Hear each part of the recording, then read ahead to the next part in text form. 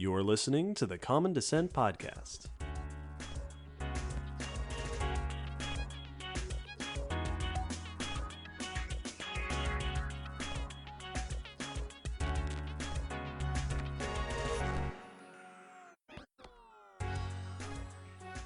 Hello, Will. Hello, David. Hello, listeners, and welcome to Common Descent. This is episode 240, and our topic for today is terror birds. Be afraid. This is probably the most famous group of extinct birds outside of, I guess, dodos are pretty famous. Terror birds are a group of birds, the family phorusrhacids, which include giant predatory ancient birds of the Americas. Very, very cool group. We have brought them up a number of times on the podcast before, but this time we will be dedicating an entire episode discussion to them. Yes. We will talk about some of their discovery history. We'll talk about what features make them distinct. We'll talk about their diversity and what we understand about how they lived. How much terror did they actually inflict upon the world around them? The answer is a lot. Probably a bunch.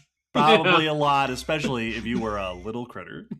Yeah, when you said very big predatory birds, and when we say very big, we mean extremely very big and extremely predatory. Like yes, these are predatory birds the size of ostriches and bigger. Yeah, oh, huge, so flightless. Good. Oh, they're so cool. Stay tuned for that. It's going to be a ton of fun. This topic, as with all of our topics, was requested by our listeners. Believe it or not, a bunch of people wanted to hear us do an episode about terror birds. This topic was requested by Sherry, Logan, Buddy, Z, Addie, Anthony, Andrea, Aaron, Sam, Skylar, and JD. Good request, everyone. Excited to learn about scary birds. It's gonna be good. Let's do some announcements before we get into it. We have a Patreon.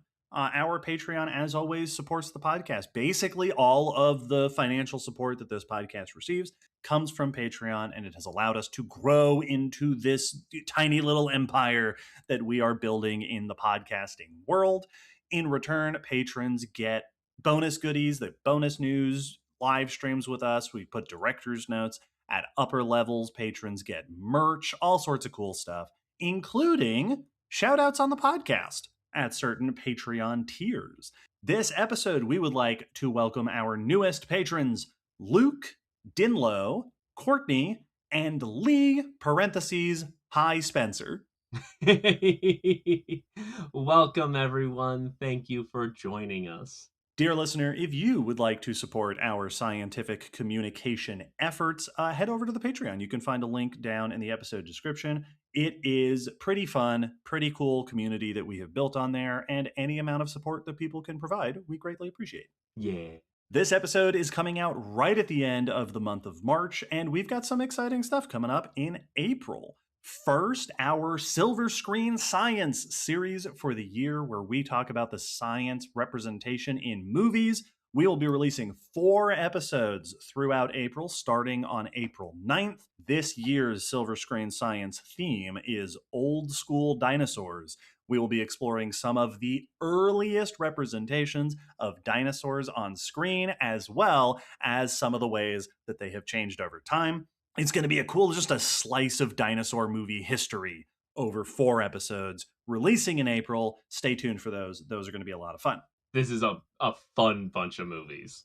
Also in April, our first museum meetup of the year. Will and I will both be at the McClung Museum in Knoxville, Tennessee on Saturday, April 18th. We will be meeting up in the main area of the museum at 11 a.m., Anybody who happens to be in the area or can get in the area, welcome to come and join us. The museum meetups are a ton of fun.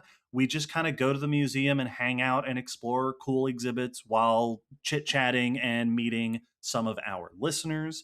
At the McClung, we also know a bunch of people there. So along the way, we should be able to spend some time with some of the museum folks and paleontologists at the University of Knoxville and at the McClung Museum. It's going to be a bunch of fun. Keep your eyes. We'll put the details for that up on the website. We'll also post them on the Discord. We did a museum meetup last year in East Tennessee at the Gray Fossil site.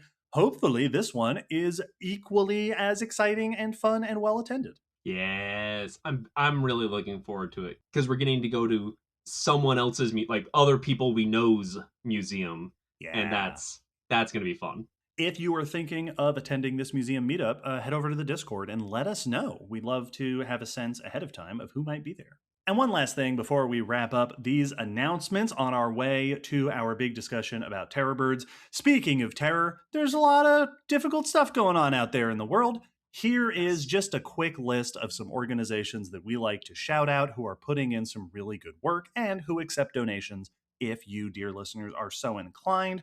The Trevor Project provides support for people in the LGBTQ plus community. The National Immigrant Justice Center provides support for the rights of immigrants here in the United States. And PAL Humanity is an organization providing relief to the people of Gaza. We'll throw links down in the episode description. There's a lot going on in the world, and lots of people want to find ways to help. And one of the easiest and simplest ways to help is to be aware of organizations putting in good work. And if you can, sending some donations their way. absolutely. Share them around, donate if you can. Hang in there, everyone. Moving along from there with the announcements done, we can move on to our news section where we explore some of the recent news and research that has been published in areas of science that relate to our interest and the podcast. Will, what news do you bring to share with us today? I have news about a plesiosaur that was bitten in the throat by, it Ooh. appears, a giant fish.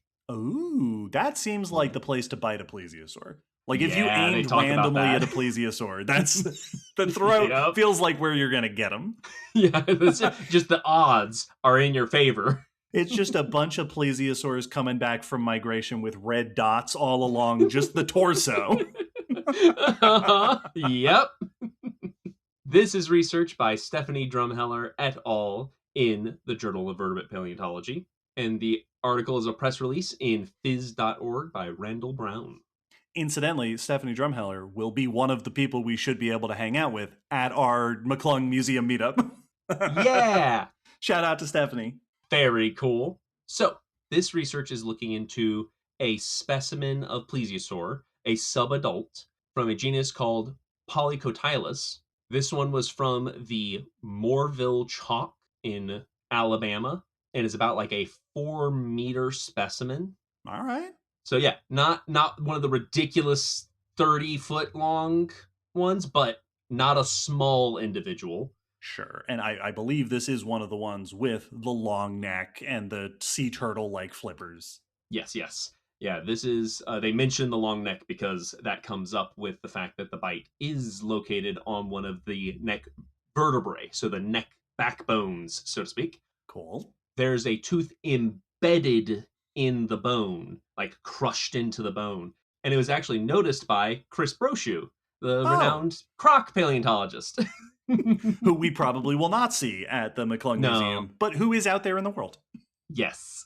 He said that while he was looking through specimens to see if there was anything good for his classes, he noticed this bone and brought attention to it. And then the researchers studied it and noticed that the tooth has been crunched into the bone and is in rough condition. So they weren't able to ID it from the outside. This is partially because of the force of the bite, it seems, doing damage, but also fossilization, exposure, all of that has worn down. So the tooth is now broken at the base and tip and has Mm-hmm. worn some of its features. So they CT scanned it to get an internal look at the tooth and see if that would ID the features. And they said it revealed a conical, unornamented, so not like serrated or anything, slightly curved tooth with a large pulp cavity. So the interior where the pulp of the tooth is sizable, which makes it inconsistent with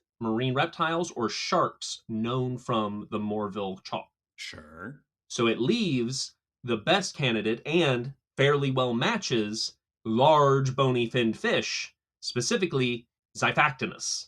Yep, that would be the one. Yep.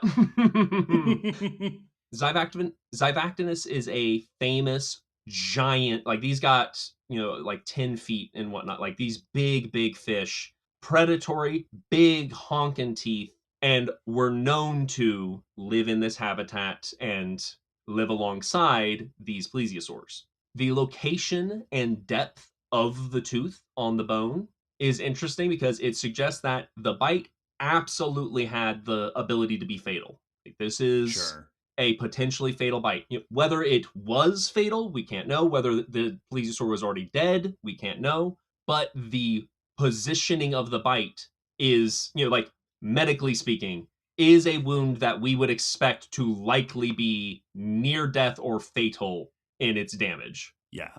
And with enough force to crush a tooth into the bone. Yeah. Yeah. That's a big bite. They said that it likely would have severed the carotid sheath, so connection points of tissues of the arteries, Mhm. and disrupted the trachea, which could have caused loss of lung pressure, and that could have also affected their buoyancy. They note that the preservation of the plesiosaur suggests that it had a short period near the surface and then sank down to deeper oxygen poor waters, limiting the amount of disruption and decomposition that could happen. So that's why it's preserved as well as it is. This sets up a scenario of questioning, why did this bite happen? Mhm. The obvious jump to conclusion that comes to mind is a feeding behavior, but Xiphactinus, based on other fossils, it is not likely that this is a hunting behavior we would see because we have a number of fish within a fish fossils of Xiphactinus that suggest they were predators that like to swallow their prey whole most of the time. Yeah. So this doesn't seem like it fits the MO that we know for this animal. Now, that could mean that this was a defensive bite. It could be a territorial bite. It could be something else that was some sort of fight that happened between the two or some other antagonistic encounter. But from what they said, it doesn't sound like there's any evidence of feeding other than this bite. Right. Yeah. If there was a full feeding situation, you'd expect, I would imagine, there to be other damages on the Yeah. skeleton. But also, Xiphactina, a 4 meter plesiosaur is a lot for a fish to take on. Yeah, even a large predatory fish like this is Yeah. a big animal. And I don't think Xiphactinus, those like pointy cone shaped teeth aren't like shark teeth where Mm-mm. they're tearing pieces off. Right. That Yeah, shark teeth are really good at taking bites out of food. That's really good. They're really good at that. they're famously serrated, and they noted these teeth are unornamented. They are just Yes. sharp cones. So yeah, it doesn't seem like this is a feeding bite, or if it was, it might have been a mistaken situation. Hmm. But there was a bite. It was a serious bite, and the plesiosaur does not seem like it survived for long after, if it did survive at all. Yeah, these situations, it's always very tempting to jump to the more dramatic conclusion, right? Some sort of fight, Hmm. some sort of feeding thing. But anytime we see something like this, I can't shake the image in my head of the many times I have seen animals, fish included, where something just kind of gets too close to them, or maybe comes right out of their blind spot and surprises them, and they turn and bite Yes, in a exactly. defense. Oh, I got scared. I got surprised. The idea that this plesiosaur was up at the surface and then sank down. The first image that came to my head is this fish just swimming around, and this giant thing sinks down past it, and it goes and bites. Yes, exactly. And maybe that's what it was. I could have. It could have been a mistake Hmm. for all we And know. that happens. There's tons of like nature documentary footage and things like that of animals just getting too close to another animal, them reacting defensively and reflexively, and it being a fatal mistake for the first animal. Of, Yep. hey, you got too close to a hippo, it bit you once, it did not continue to attack, it left you alone after that, but your stomach is punctured now. So you're done. That was the end. Yeah. Yeah, so this plesiosaur, it's fascinating to get fossils that force us to entertain this wide array of animal behavior, right? Feeding, scavenging, and defensive biting or attacking are all very common behaviors, but they're not the only ones. And when you get an Yes. unusual fossil like this, it makes you go, all right, what have I seen in documentaries? What have I seen in pets or Yeah. wild animals? What kind, in the vast spectrum of animal behavior, what could potentially explain this? And they touched on that in the article a bit, noting that this is a new addition to a surprisingly diverse collection of bite mark fossils from this chalk formation. Hmm. That we have other fossils, other bones with bite marks from sharks and marine reptiles, and even dinosaur bones showing bite marks from marine predators, and that it demonstrates a complex and dynamic ecosystem of predators. And they note that this also is a good reminder of you can't always just take for granted of who's the top of the food chain, so to speak. And we typically consider fish to be below marine reptiles, but here's a case where that got flipped for whatever reason. And it could be that, yeah, they were going for the same prey and a bite missed. I was going for a fish, you came in out of nowhere and got in my way, and I bit you instead. They also note that this is another demonstration of how vulnerable that long neck is, what we were joking about at the Hmm. beginning, that quite legitimately, and we have other examples of long-necked marine reptiles showing damage on the neck, that this does seem like it was a notable vulnerability for these animals and was kind of their Achilles heel, so to speak. It seems like this was a weak point. Yeah. As we've discussed in the past, as many have said, the Western Interior Seaway was a great place to get bit. Yeah. Well, shifting gears completely, my first news is about the evolutionary response to climate events in flowers. Neat. This is research by Daniel Anstedt et al. In the journal Science, and we will link to an article on CNN Science by Jacopo Prisco. This paper is investigating a phenomenon known as evolutionary rescue, which describes a situation where a species recovers from almost being wiped out naturally, right? Not with Cool. intervention by us, but just a species almost disappears but then hangs on. Usually, this happens because a small portion of the population had some trait, some feature that allowed them to survive, and then they were able to diversify again. Yes. This concept of evolutionary rescue is mostly theoretical. It is something that makes sense that it could happen, and it has apparently been demonstrated in lab settings. Hmm, But hmm. how relevant this idea actually is to wild species is mostly unknown.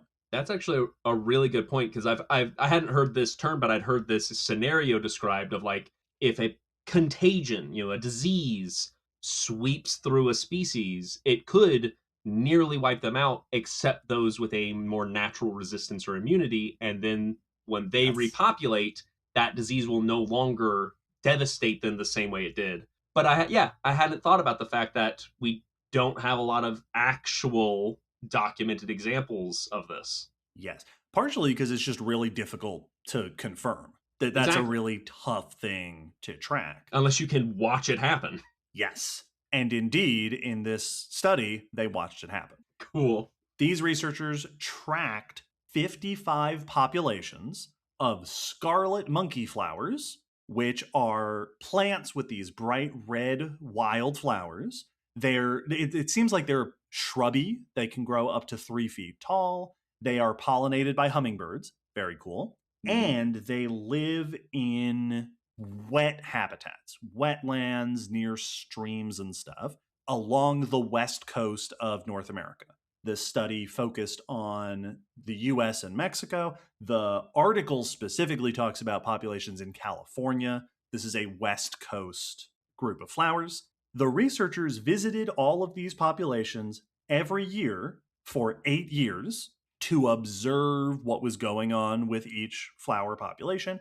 And they also, every time, took samples for genetic sequencing to see Cool. what sort of genetic changes might we be noticing. As it happens, the time period during which they were tracking it included the biggest drought in the region's recorded history. Whoa. A massive drought between 2012 to 2015, which reportedly killed over 100 million trees. This was a Oh. big deal drought, and the drought is not only a major effect on these flowers and their ecosystems, but almost certainly worsened by climate change. These kinds of events are becoming more common as the global climate continues to shift and warm. So, examining how populations and species are reacting to these events is very relevant for the future. What they found is that, not surprisingly, overall, the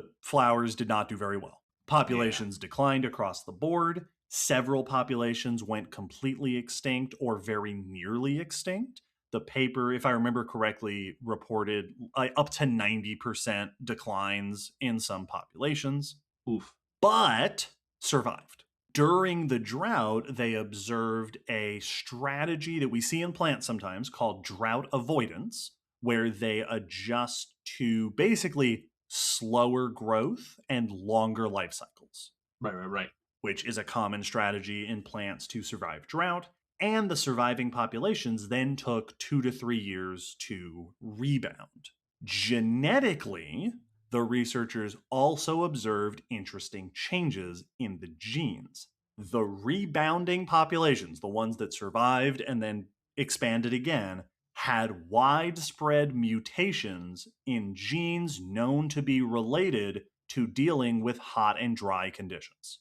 Ooh. So the surviving populations had a bunch of drought resistant genetic traits. In fact, the populations that recovered the fastest had the most of these kinds of mutations. Oh, cool. So this seems to be a pretty clear show that the ones that had these traits survived and bounced back. These were probably not new traits. These are probably things that just naturally existed within the variation of the species that just didn't need to be common until they were the only ones that survived, and then they had a lot of seeds. This is really interesting for a number of reasons. One, it shows that the survival of these plants wasn't random.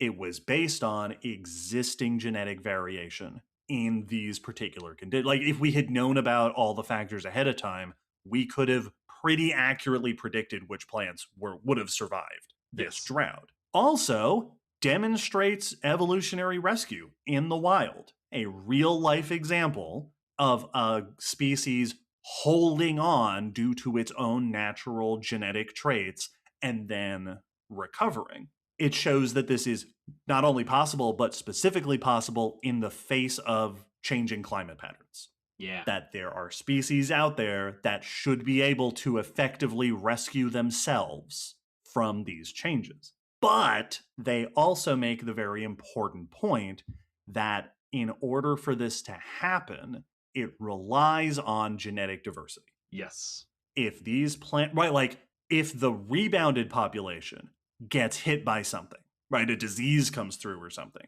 there's probably not going to be a lot of genetic diversity left after this rebound. And genetic diversity is one of the key conservation goals. Yes. When we talk about conservation efforts, this is always one of the top goals, is maintaining a good variability in genetic traits for this particular reason, so that they are more resilient. So this helps us to understand how species might respond to environmental changes, but also reinforces what we have to do in terms of protecting and making these species resilient. Yeah. This is very cool for like this is such a great lesson example. Like I would love to use this in a class or a course to be like, here's a really great case study of these concepts. Both the rescue evolution of them rebounding after event, but also noting that this isn't that the plants went, ooh, sure is getting hot, we better adapt and change up. No, these were traits they already had, just some had more of the traits than others. Hmm. and that allowed them to survive these particularly hard times. It'd be very much like with humans, where allergies are randomly sprinkled throughout the population. And if something came along, some contaminant, some pollutant that fatally triggered a particular allergy, those who are allergic would suffer, but those who don't have that allergy would be able to persist. Hmm. And that's a great example of, like, yeah, evolution isn't sudden adaptations. It's, this thing is now key to your species because of how things changed. Yes. It's a sudden And shift in what is necessary to survive. yes, exactly. And now that trait is going to be common among the entire population of these plants because those are the only ones that survive. So every member is Yes. going to have elevated features for drought survival. So your species has shifted along its path to be more drought resistant in its entirety. The authors also make the point that what they want to do now is keep watching these populations into future years to see if these mutations are still beneficial when there isn't a drought, Yes, exactly. or if they're harmful. Mm-hmm. Right, Mm-hmm. like, was there a reason that these mutations were only present in a small portion of the population? Are these plants going to be able to survive just as well moving forward? Or if when drought conditions go away, are these now not actually very well adapted? Are they going to need to change again? Yeah, is this a stable shift, or are there drawbacks to these Hmm. mutations that are going to appear later? Very, very cool. It's a very cool study. Yeah. I so admire researchers that do studies like this of, like, you know what? For the next most of a decade, we're going to track this thing.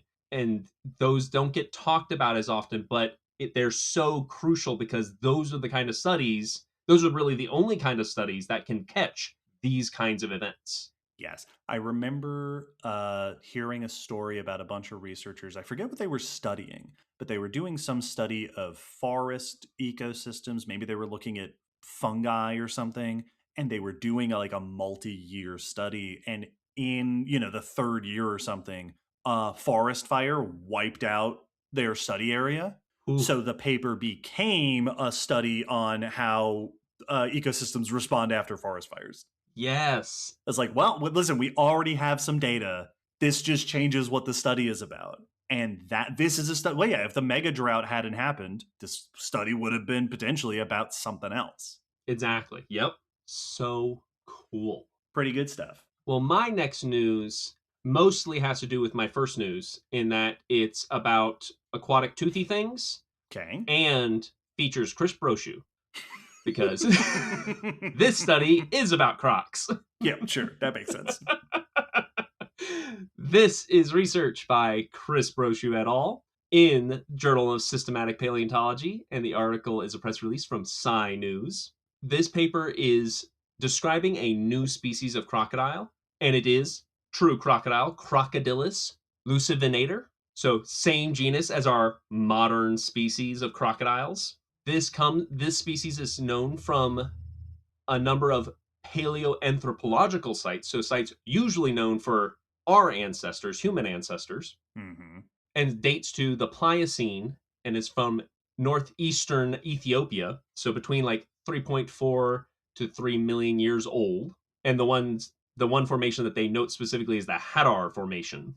Hmm. Very famous early Yeah. hominin location. It's known from a number of specimens, about 121 individual crocs. Whoa. Cool. Yeah. That's great. Holy cow.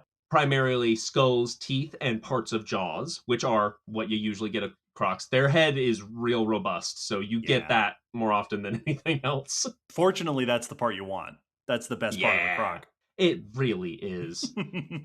Estimations off of the fossils we have that these crocs would have been like 3.5 to 4.5 meters, so 12 to 15 feet, American All right. alligator sized. Mm-hmm. So about the same size as that.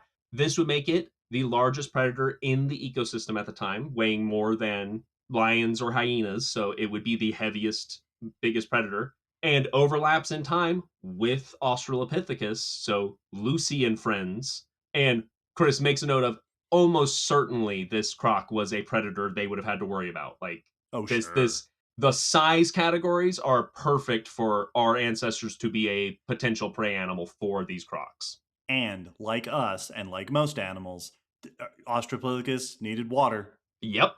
so Yep. you had to go to the river sometimes. This croc is interesting from a crocodile perspective because it has a mixture of primitive trait, more ancestral traits and some more derived traits. So it has this mix of features seen in other extinct crocs in East Africa, but as well as some features seen in more modern crocs. Some of the notable things: it has a substantial what they call prenarial rostrum, which means the part of the snout in front of the nostrils is longer than in a lot of other croc species.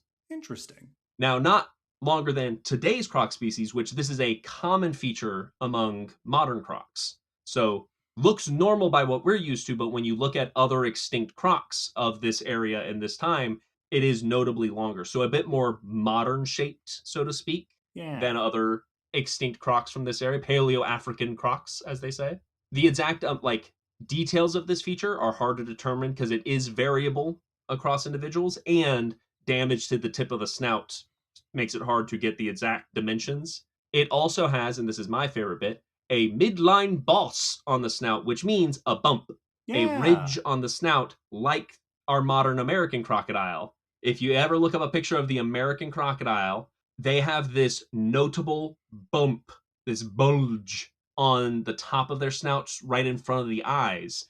This croc had one of those. Cool. And they note that we see this in some of our modern crocs, but also we see this in some other late Miocene crocs from Libya and Kenya. So it was a feature shared by some other African crocs of similar, nearby ages. It's really fun because, as we've discussed before, crocs, one of the thing that crocs are very famous about, evolutionarily speaking, is having remained largely the same in their Yes. overall body shape. So when we're looking at modernization, right, the crocs becoming more like today's crocs, we are looking at these subtle little features, these Yeah. little shifts to the overall structure of the skull, where we see, yeah, here are the ways that they were changing. Here are the little ways that they became different, leading toward the present. Exactly. This allowed them to do a phylogenetic analysis and see who does it group with, and found that this new croc, as well as some of these other extinct crocs, including Crocodylus anthropophagus, which has my favorite croc name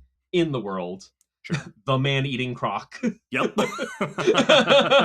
because if that species was associated with ancient hominid leg bones that had croc tooth marks in them. Yep. These have grouped together in this analysis to form a distinct lineage, and many of these were other ones that had that snout boss. And they even noted that this crocodile and one that's yet unnamed from Canopoi are very similar, but they're not able to yet confirm how close the relationship is. So Hmm. interesting in where it falls out. But they note that the exact placement of this clade that the phylogenetics suggests should exist with these related crocs is going to depend on that prenarial rostrum, the features of that snout before the nose. So that actually is going to be a Yeah. very important feature, which seems like a very minor one maybe to us, for identifying where this new group should really be placed. Very cool. They also noted, and this is the other really cool bit, that one of the mandals preserves pathology, bite marks from another croc, it seems. Oh, cool. Yeah. And it seems like this was fighting, because it doesn't seem like this killed this individual, but that it Sure. was just injuries interred by being a croc around other crocs and fighting with each other at some point. Yep. Which is one of those things, we were talking about this with the fish, where we're like, oh, let's speculate on what this could be. Far less speculation needed with crocs, because Oh, this yeah. is a thing that they do all the time, is just Like, bite each even other. chill American alligators will just tear into each other if Yeah. they get in each other's way. They are brutal. Yes. They also noted the final thing they noted was that this seems to be the only crocodilian in the Hadar Formation. Interesting. Because it kept biting all the other crocs. Yeah, other similar sites had many species we don't know why this seems to be the only one. So either we haven't found the other crocs that shared this habitat, or maybe this was the only one that was able to get a foothold in this area. Interesting. You brought this up and I was like, what croc study was on the news list? And then you mentioned the name and I went, oh, that's right. Because the name Crocodilus lucivinator, Mm-hmm. venator means hunter, right? We see this Yep. in there's like the australovenator and other things. Lucid is a reference to, is from the root meaning light. I believe like Yes. light. Well, it might actually be like lucidate, like elucidate.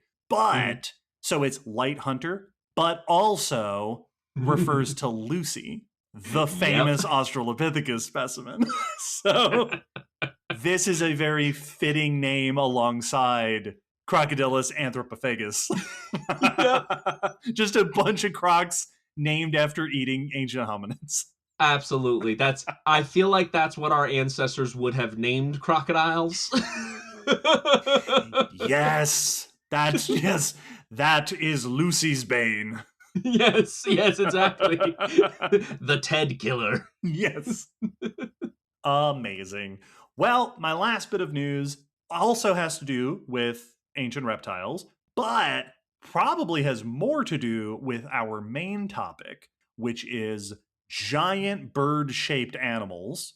And in this case, something that we won't get into really later in the episode, how they took care of their nests. Ooh. This is research by Chunyu Su et al. In the journal Frontiers in Ecology and Evolution, and in the blog post, we will link to another press release on Sci News. This paper is specifically looking at the reproductive and nesting habits of oviraptorosaurs. Oviraptorosaurs are a group of theropod dinosaurs, closely related ish to birds, not the most closely related, but still pretty close.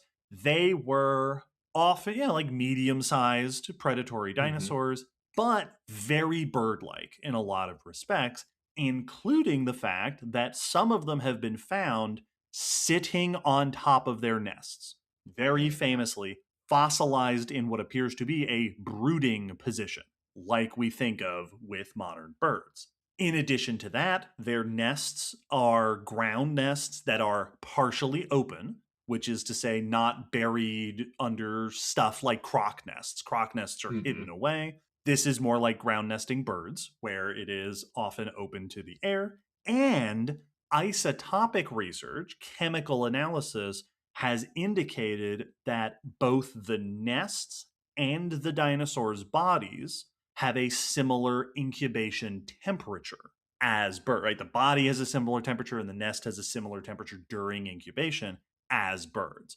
All of Mm-hmm. this has led to this suggestion that these dinosaurs were brooding their nests the same way that birds do today. But there are also a bunch of differences. These are obviously different sizes than modern birds tend to be. The nests are also different. There's a lot of eggs in each nest, for example, Mm-hmm. compared to birds today, where the nests tend to have a relatively small number of eggs. So, this study sought to determine just how much like bird brooding could these dinosaurs have actually been caring for their nests. Cool. Modern birds use a strategy that is called thermoregulatory contact incubation, which is specifically means the adult bird is the main source of heat for the eggs. Like that, most of the heat to warm the eggs is coming from the adult's body. The adult's body is in contact with all of the eggs and keeps all of the eggs within a specific temperature range. These are all the sort of shared features of bird brooding. That might be my new favorite overly scientific term Yep. for bird sits on eggs with warm butt. Bird sits on eggs with warm butt. And specifically, the butt is where all of the warmth comes from. The butt Yes. touches all the eggs, and the Yes. butt keeps all the eggs similarly warm. Those are the keys of how bird brooding works. So, in order to test if these dinosaurs, oviraptorosaurs, fit this same criteria, they built a model of a brooding oviraptorosaur. Cool. They made a life-sized model of an oviraptorosaur based specifically on two known genera, Heyuania and Nemetomyia, which are closely related, and I think at least one of them has been found in brooding position. These are also relatively moderate sized, estimated around total body size like 1.5 meters. So 4 or 5 feet long, maybe 20 kilograms, big compared to most modern birds, not terribly dissimilar from the birds we will be talking about later in this episode. Also, an important note for the visual, they only reconstructed the torso and the legs. Okay. They did not make necks and heads and tails because, based on the fossils we've seen, it doesn't look like the necks and tails were involved in brooding. Yes. So they saved on materials by just not worrying about this. This is your compact economy oviraptor. Yes, real streamlined. Details that I know Will appreciate. The body was made of polystyrene foam and wood, and the soft tissues were approximated with cotton, cloth, and bubble wrap. Cool. That's then awesome. they made a nest, a model nest, based on the structure of fossil oviraptorosaur nests. They cast the eggs in resin. So they made, I think it sounds like they made actual casts of known eggs. Nice. In, resin, which is a pretty common way that we cast fossils, and arranged them in the structure we see in the nest, which for oviraptorosaurs is several overlapping rings of eggs. So they had a whole bunch of eggs in their nests. They set up the whole thing outside in Taichung City, Taiwan, which is, it sounds like, where these researchers are based. And they did it on different days with different outside temperatures and measured the temperature of the body and the temperature of all of the eggs to see how are we doing at brooding? How good a job is this false oviraptorosaur doing? And what they found is that the incubator body, the oviraptorosaur body, could not contact all of the eggs. This is largely, it sounds like, because of the layered structure of the nest. There are some eggs that are just underneath other eggs. Yeah. And so you could not contact all the eggs at the same time. Because of this, they noticed, particularly on colder days, the eggs could be at vastly different temperature. They found that, I believe it was the lower layer eggs, could be as much as 6 degrees Celsius cooler than the upper eggs, all of which means that these dinosaurs did not brood the way that birds do. Right. That is quite different from bird brooding. The body of these dinosaurs does not seem to have been able to provide all of the warmth the eggs needed. So most likely they were also relying on external heat. Yes. The sun being most likely what, laying the eggs in a nice open space, a nice sunny space. The paper actually describes it as co-incubation between the adult dinosaur and the sun.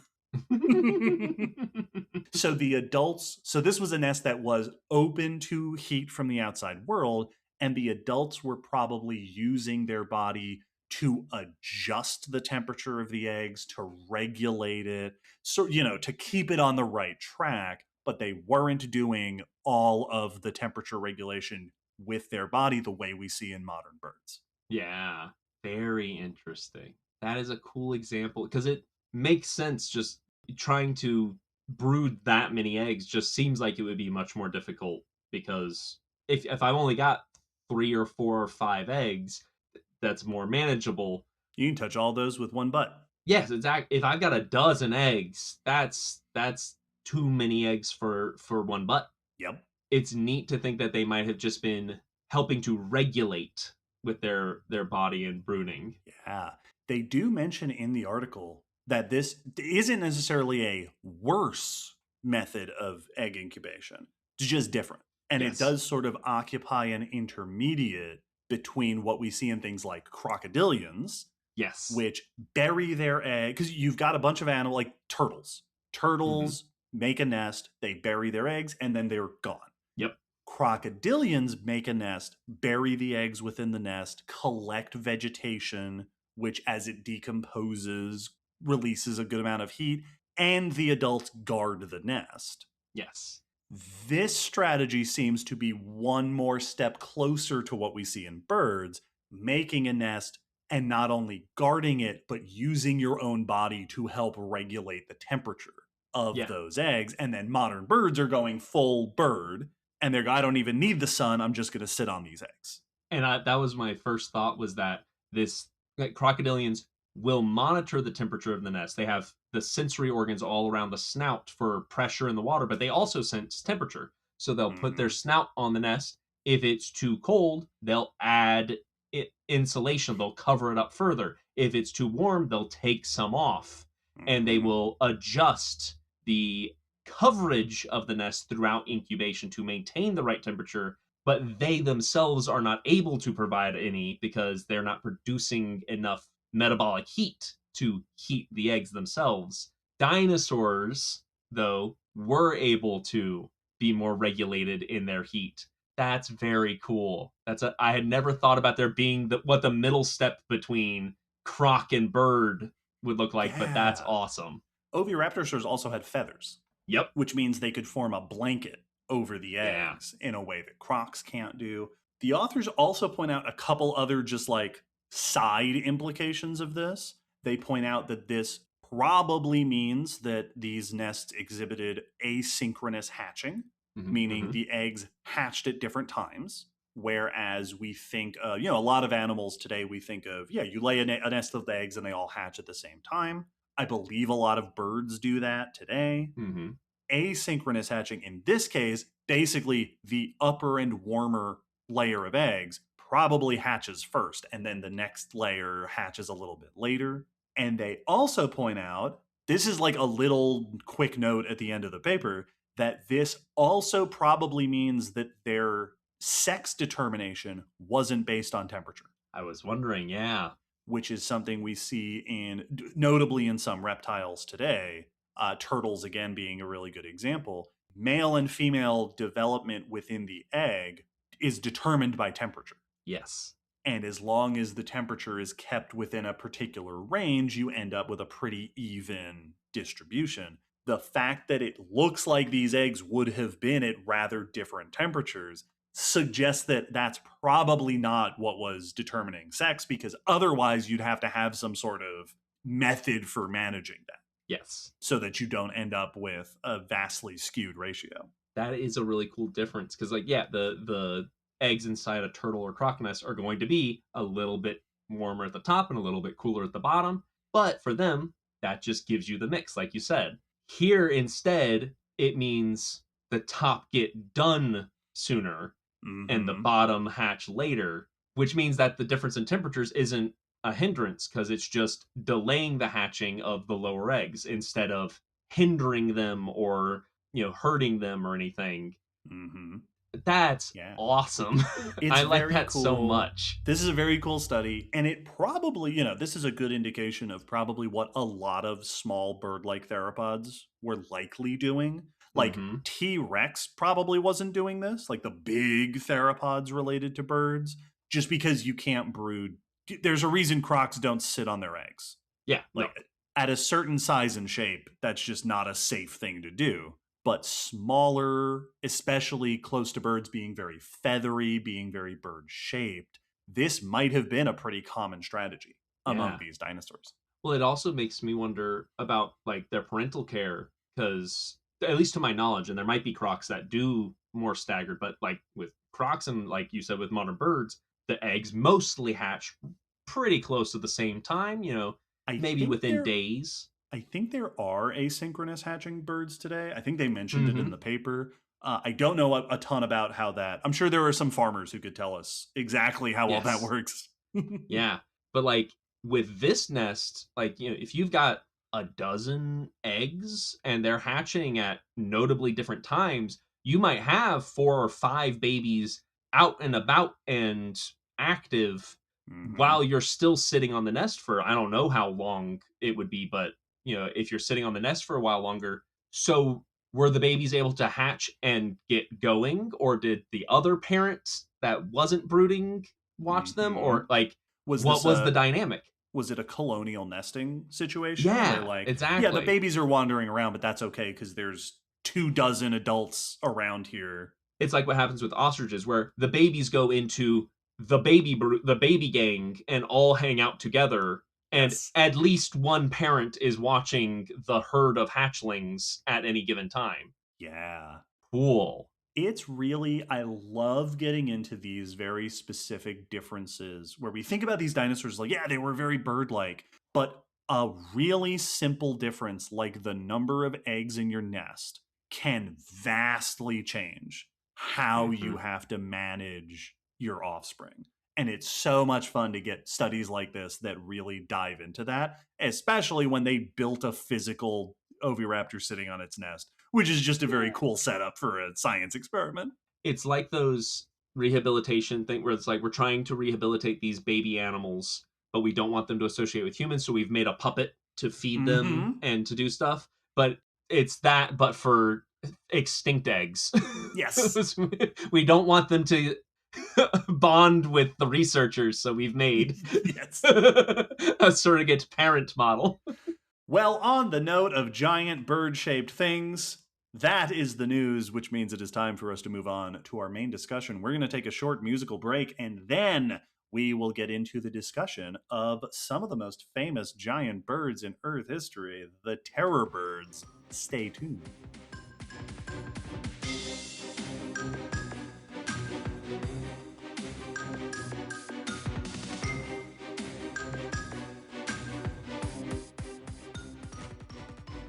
In 1887, paleontologist Florentino Amigino described a fossil jaw from the Santa Cruz Formation of Argentina down in South America.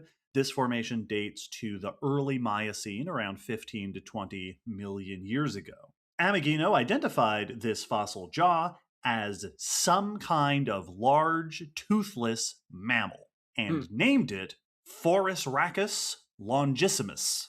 Over the next few years, more finds and research by a handful of paleontologists from the same area, from Argentina, revealed that that identification was wrong. This was not the jaw of a large toothless mammal, but the jaw of a large toothless bird.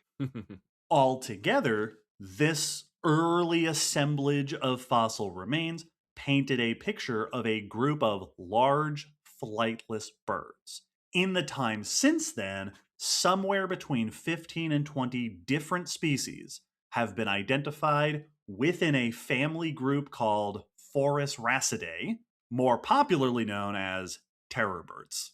This is one of those rare occurrences where both their scientific name and their common name are really cool. Yeah, I didn't actually look up what phorusrhacid means, and I don't know off the Mhm. top, like the Mm-mm. etymological roots of it, but it sounds cool. Oh yeah, it's the terror birds, the forest rats. It's like all of those. That's all cool sounding. Both of those sound like video game terms, and I love it. Yes. This family of birds are almost entirely found in South America, Hmm. mostly Argentina. They range from the Eocene, starting around 45 to 50 million years ago, almost all the way to the present. So they were around for most of the Cenozoic era, the most of the last 50 million years or so.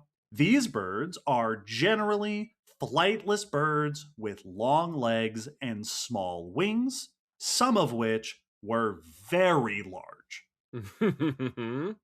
Terror birds are famously some of the largest birds that have ever lived. They regularly reached the sizes of ostriches and regularly exceeded them. But unlike ostriches, and the reason that they are called terror birds is that these were carnivores. Yeah, This group most likely includes the largest predatory birds of all time. and it's like by a notable extent and so very clearly predatory. Yes, the biggest ones, the biggest species of terror birds are taller and heavier than either one of us. Yep. and they have these huge blade-like beaks. Yeah. It looks there's a creature in Dungeons and Dragons that are called axe beaks Yep. that are giant, dangerous, flightless birds. I don't know if they are actually inspired by terror birds, but they look a lot like terror birds. And describing that beak like an axe is pretty apt.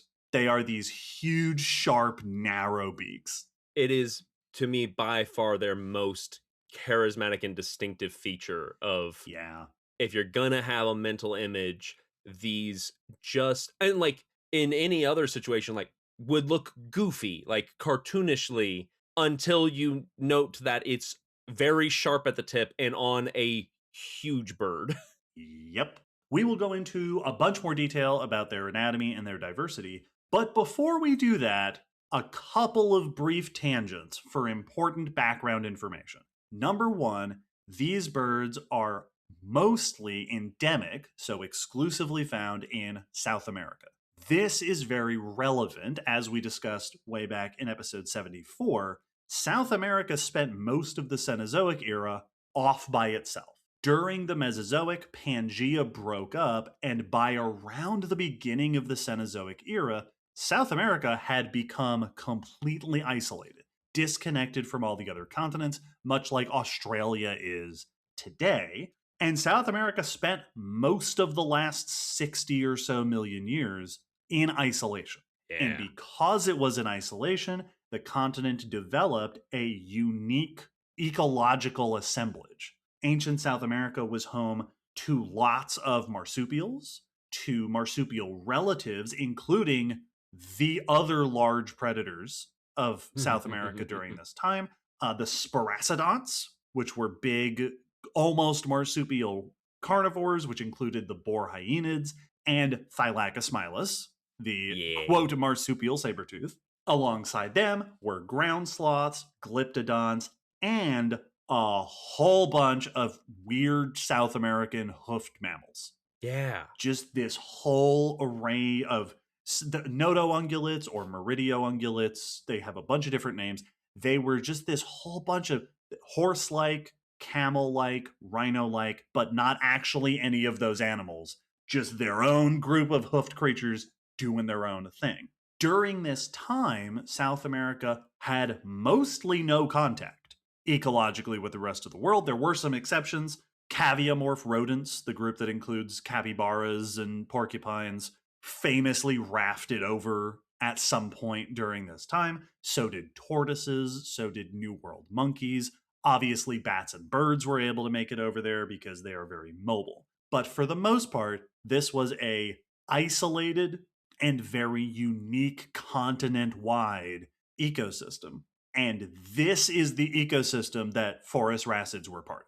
Yes. This is where they fit in. They weren't running around with mammoths and woolly rhinos and bears and saber-toothed cats like the other animals we think of in the Cenozoic. They were down in South America doing their own odd thing with all of their odd neighbors.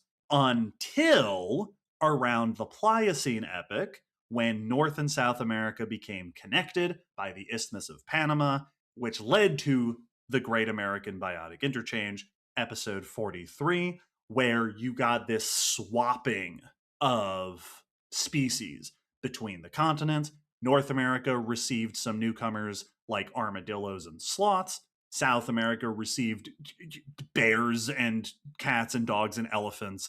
And that was the end of South America's unique endemic fauna. Yeah, it's, as is often the case, once you connect with the mainland, the predators that are kicking butt over there come kick your butt.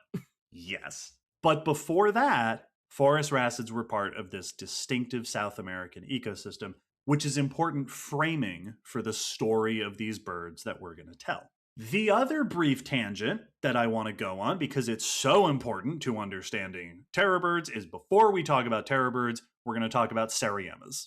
Yay.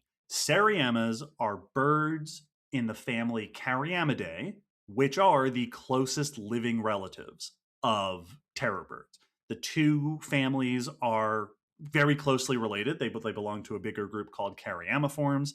They seem to be sister lineages. So these are the close relatives, and you might not have heard of Seriamas because there's only 2 species. They live only in South America. They're also endemic to South America, mostly like across Eastern and Central South America.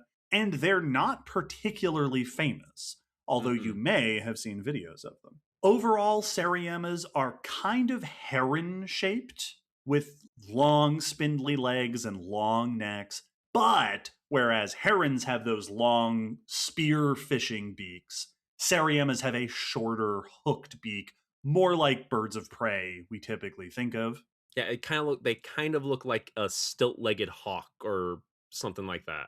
Yeah, they're sort of long and tall and gangly, but Mhm. they've got a face more like a hawk. Seriamas are pretty big as birds go. They tend to be 2 or 3 feet tall, up to maybe a meter tall, and they've got this bristly crest over the beak, which is really their main defining physical trait. Other than that, they just look like every other stilt-legged bird, but they do have this cool bristle that they can extend this crest on their head. Yeah, no, it's very neat. Because yeah, otherwise, I think they're like mostly gray and white and like not Yeah, brightly colored.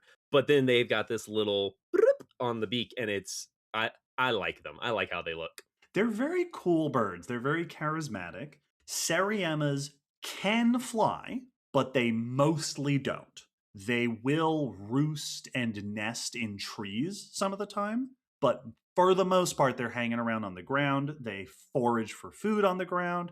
And from what I've read, if something dangerous shows up, they're more likely to run away than fly away. Which is so cool. In this way, they're a lot like, wild turkeys or road runners, these birds that can fly, but that's not really what they're best at. Yes. Seriamas tend to live in grasslands or more open woodlands, like places with space to run, and they are mostly carnivorous. I believe they do eat some plants, but mostly they're hunting small animals, frogs, lizards, small mammals, small birds, things like that, which brings us to the other famous thing about Seriamas, which is not so much the way they hunt their prey, but what they do with their prey once they get it. So every predator needs a way to incapacitate their prey, right? Yes. Like big cats will like go for the throat or the skull, and dogs will shake, right? That's the thing that dogs do where they shake their food or their toy. That's to break apart their meal, but also to stop it from struggling and moving around, because that's an Yes. extremely traumatic thing to do to a small creature. Oh yeah, just that causes just so much internal injuries, and that animal is gonna stop being Yes. an animal very soon. Will, would you like to describe what Seriamas do? Yeah, they once they get a hold of their prey, they'll often find like a flat spot or like a rock, I think sometimes, but they'll find something on the ground that is a good place for them to just throw their prey as hard as they can straight down into the ground. It looks like a person who just made a touchdown and spikes the football. it's very early 2000s action hero has realized that the FBI is tracking them using their phone and just Yes. wham into the ground. You can find videos of Seriamas doing this. It is extremely violent. Yep. It's such a shocking thing to watch a bird do. I don't think any other animals do this. I Yeah. think Seriamas are unique in this method of dispatching prey. Like it's because it's a very interesting way to do it. Blunt force trauma is not an unusual way to hunt. Like there's animals that punch and kick and Hmm. strike their prey. The falcon's famous falcon punch where they stun their prey. But to throw your prey at something hard to induce that Yeah. trauma is pretty unique. So a Seriema will grab, it's a frog or whatever, hold it in the beak, raise that head high up on the neck, and just slam it down into the ground. With things like frogs or lizards, they just throw it, right? That touchdown, spike it into the ground. I have seen videos of Sariemas doing this to snakes. And with the snakes, they don't necessarily let go of the snake. They and just whip it. hold it from one end and just slam it into the ground like the Hulk. It's really violent and extremely effective. This is I would say the two most famous things about Sariemas are one, that, and two, that they are the closest living relatives to terror birds. Yep. And when it can be so misleading because if you already did know about this feeding method, it may have been from some very famous videos of zookeepers giving golf balls to their Sariemas as enrichment, and they find a little hard part of ground and then throw the golf ball, and then it bounces, and then they chase after it again because it's not dead yet, and they keep bouncing the golf ball, and it looks adorable. It's just a bird playing with a ball, and then you see them do it to an animal, and it doesn't bounce as much. No, it sure doesn't.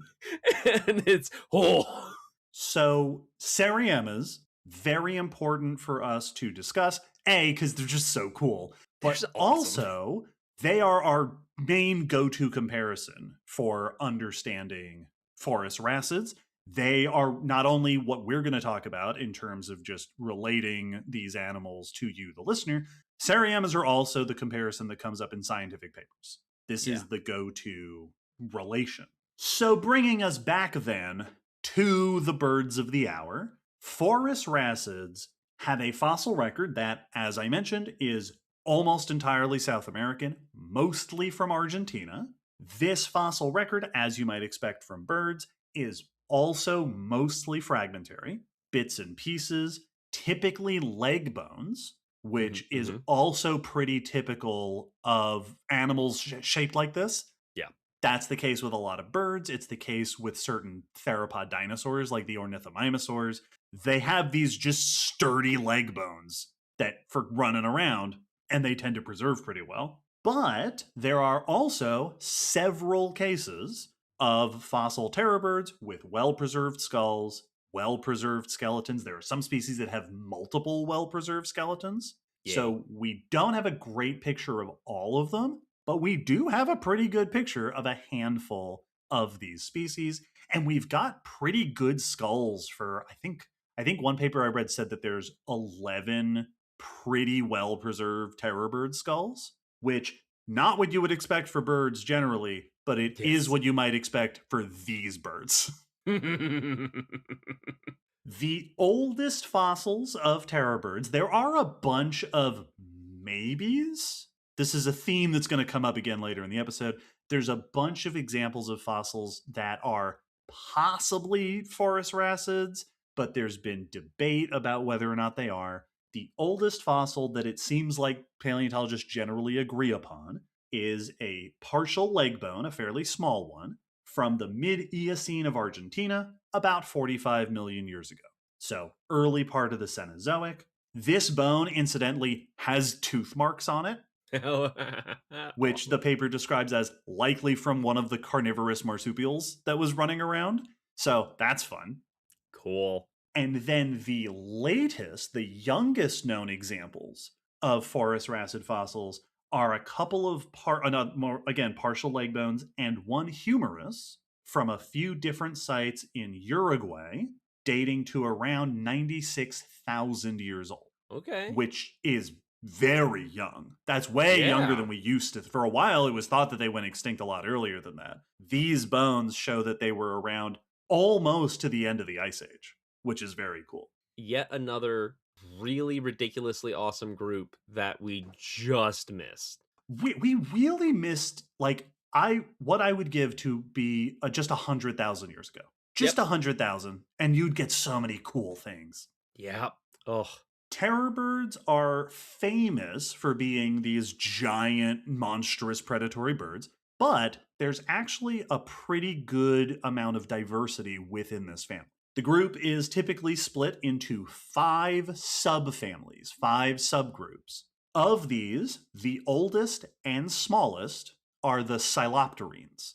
These are the smallest, they're also the most lightly built, Mm-hmm. Typically, these are estimated to have weighed between 5 and 10 kilograms. So 10 to 20 pounds, which is like turkey sized.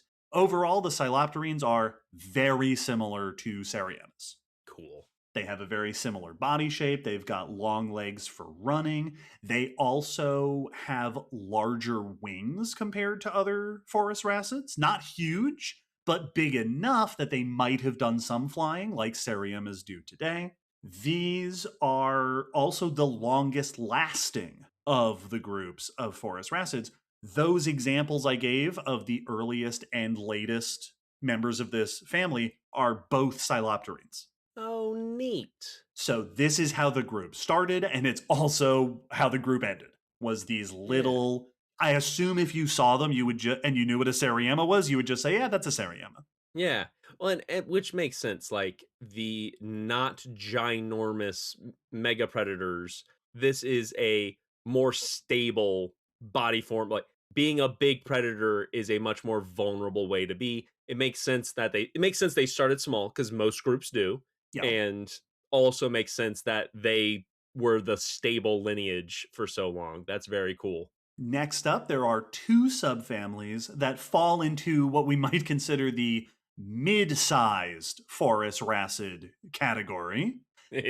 In the middle to late Cenozoic, we've got the Patagornithines, and then in the later part of the Cenozoic, the Mesembryornithines. These two groups were, in terms of size, more like emus or cassowaries. Yeah. You know, maybe a meter tall at the shoulder, not including however they're holding their neck. Relatively big, still probably not going to be able to look most adult humans in the eye, but getting a bit bigger. Estimated weights typically are like 30 to 50 kilograms, so 60 to 100 pounds. So these are, middle schooler sized. Yes. Which is big birds, but not massive, not gigantic. Yes. These have small wings. They were almost certainly flightless. They're much like emus, much like cassowaries. These were not flying. And they are very much running adapted. Yeah. Long, powerful legs. Also, the torso and the hips are narrow compared to a lot of other birds. So they have this sort of narrow, streamlined body. Again, similar to things today like emus. These were good runners. It really is cool how many times birds have come back to that.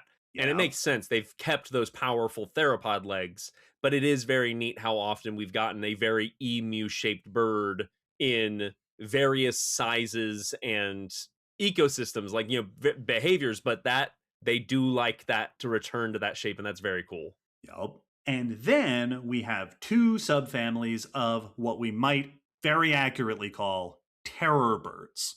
The Phizornithines in the middle Cenozoic and the phorusrhacids in the mid to late Cenozoic. These were regularly ostrich-sized or larger.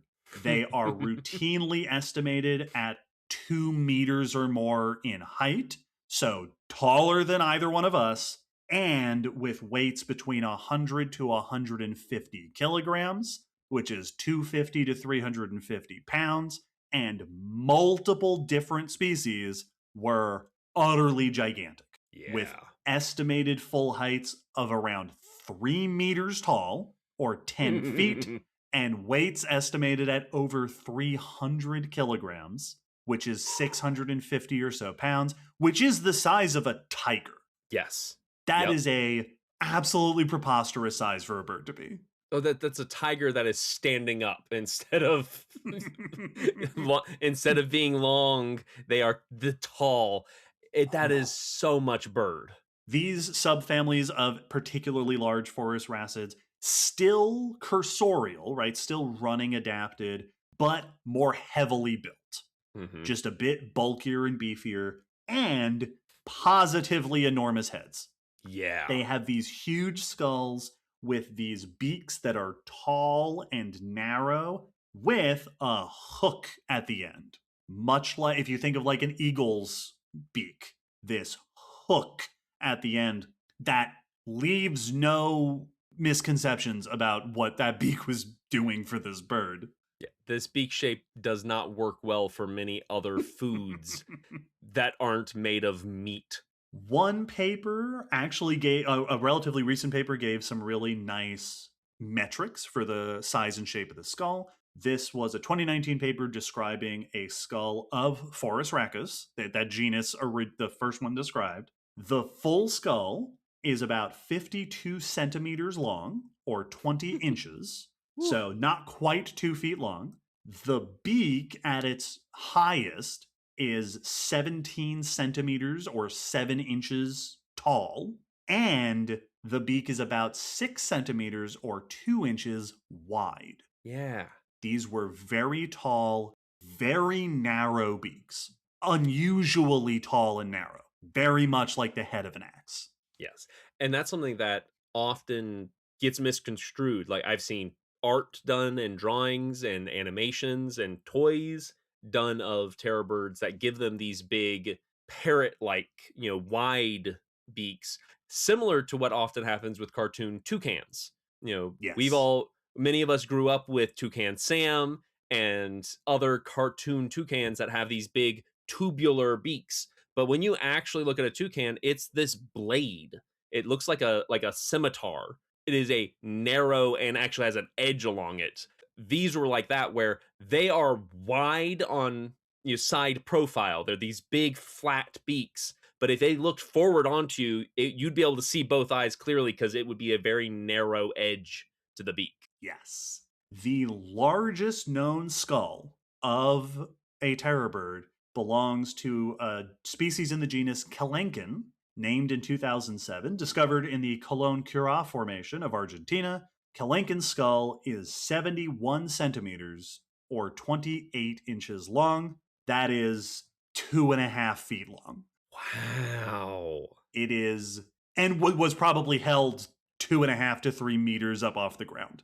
Yeah. This is preposterous. These are truly like the legacy of the Mesozoic theropods is carried forward in these birds. They are gigantic, terrifying predators.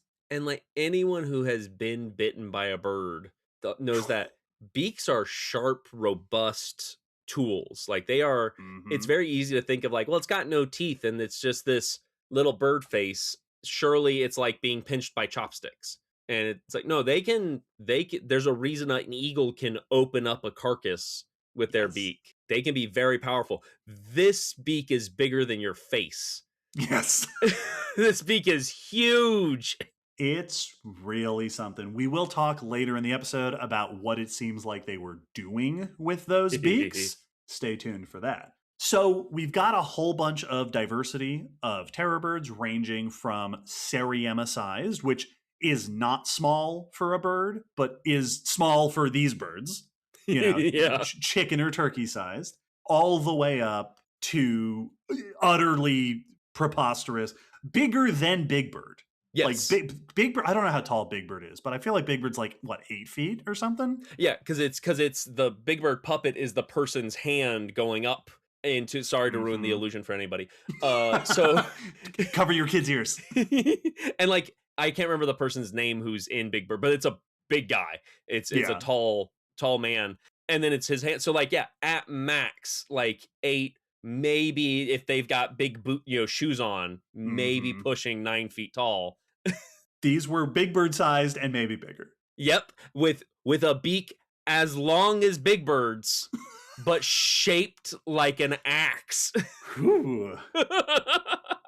Across the diversity of this group, we do often see multiple phorusrhacid species at the same fossil site, but rarely species of the same size. Yeah. Often, when we do see a lot of them, what we will tend to see is small, medium, and large. Particularly at the medium and large sizes, usually there's only 1 or 2 species within that sort of weight class at a particular site. And this is also seen in their distribution through time. The Patagornithines, which are mid-sized, disappear around the mid to late Miocene, which is around the time the other mid-sized subfamily, the Mesembryornithines shows up. Oh, And yeah. similarly, the giant Phizornithines vanish around the early Miocene, around the time that the giant phorusrhacids show up. So there does seem to be this continuous trend in phorusrhacids of similar sizes, particularly the larger ones. Only so many can live in one place at one time because they are competing with each other. There's Very also cool. variation within the groups. So among the giants, some of them were gigantic but still relatively lightly built and probably still pretty agile, whereas other giants were bulkier and maybe a bit slower. There's variation in beak shapes. So they weren't all axe-shaped beaks like that. There was variation. So there does seem to have been a whole bunch of differentiation in how these birds were living and what they were doing with the tools afforded to them. Excellent. We talk about niche partitioning a lot in like feeding styles and adaptations where like you're going for prey in this way and you're going for prey in this way. This is one of my favorite examples of size partitioning. Mm.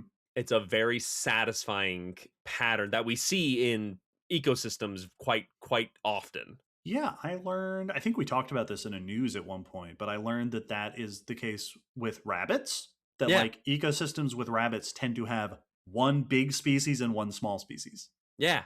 And like that's awesome. And it's very cool. It's a very kind of obvious.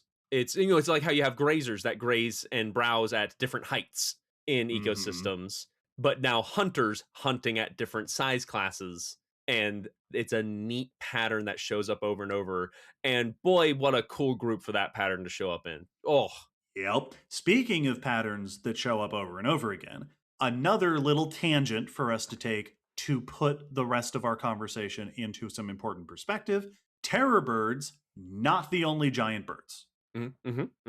This is something that has evolved over and over again among birds throughout the Cenozoic era, birds reaching these gigantic flightless sizes. In some ways, terror birds have a lot in common with these others, and in some ways, they are differentiated from them. This often can come up when we run into trouble identifying possible phorusrhacid bones. Is that they're not, if they were the only group of giant birds, it'd be real easy, but they're not. So, quick rundown of some famous examples. There are the gastornithiforms, which are from the early Cenozoic, Paleocene, Eocene, in North America and Europe and Asia. These include famous examples like diatrema. These are the gastornithiforms are the ones that traditionally were depicted eating tiny horses in the Paleocene, but more recent evidence suggests that they were probably herbivorous. which is still cool, I guess. Similarly, the dromornithids, the thunderbirds of Australia, an extinct group through most of the Cenozoic, also likely herbivorous. Both of these groups reached 2 or 3 meters tall. Both of them are estimated to have reached 200 to 300 kilograms or more in weight. And both of those groups appear to be part of a group of birds called Galloancerae, which includes chickens, turkeys, geese, this sort of fowl. So different lifestyle, different part of the bird family tree. More recently, we've had some island giants, the moas of New Zealand and the elephant birds of Madagascar, both similarly gigantic, both herbivorous, and these are probably related to ratites, kiwis, emus, ostriches around today. So we've had lots of giant herbivorous flightless birds in the past, fewer, it seems, giant predatory birds, but terror birds weren't the only ones. There was a group called the Bathornithids, which lived in the early to middle Cenozoic in North America, very similar shape to terror birds, similar sizes, and predatory. Nice. These were the North American terror birds, and in fact, they appear to be related to terror birds. It looks like they're also in that sort of big Seriema lineage. So they were potentially like this sister, the less famous sister group up in North America. Also down in South America, there are the brontornithids, which gigantic, possibly carnivores, possibly herbivorous, maybe related to terror birds, maybe not. But there have been these multiple groups of birds that have reached 200, 300 kilograms, 2 or 3 meters tall. Herbivores, carnivores. This is just a thing that birds did repeatedly. Well, and it's a thing we've mentioned before that often when we talk about birds, it's in reference to them evolving flight, which is a superpower, and they took over the world. Mm-hmm. And a question that comes up with flightless birds very often is, why in the world would you give up one of the most comic booky superpowers in nature? And very often the answer is to get big, because one thing you can't be and defy gravity is big and heavily built, because your wings are going to now have to get so large to carry you that you're going to reach a ratio that is not physically either reasonable or possible. So if you want to be big and bulky, you have to come back down to the ground. And a bunch of bird groups have evolutionarily come to the conclusion of that's a really useful thing. Being too big to be eaten by a lot of things is as useful as flying away from them sometimes. Yep. It is interesting that a lot of these groups either disappear by around the middle of the Cenozoic or persist on isolated islands or continents. Yes. Because they were probably receiving fierce competition from large carnivorous mammals as they evolved, which seems to be potentially one of the reasons why terror birds lasted so long. Even being terror birds is that isolated nature of the South American continent. Yeah, it's the rare opportunity to have that island evolution, but on a continent-wide scale, allows for stuff like this. Another thing that's really interesting is, like we've discussed with a bunch of other groups of animals, giant birds seem to continuously cap at a certain size.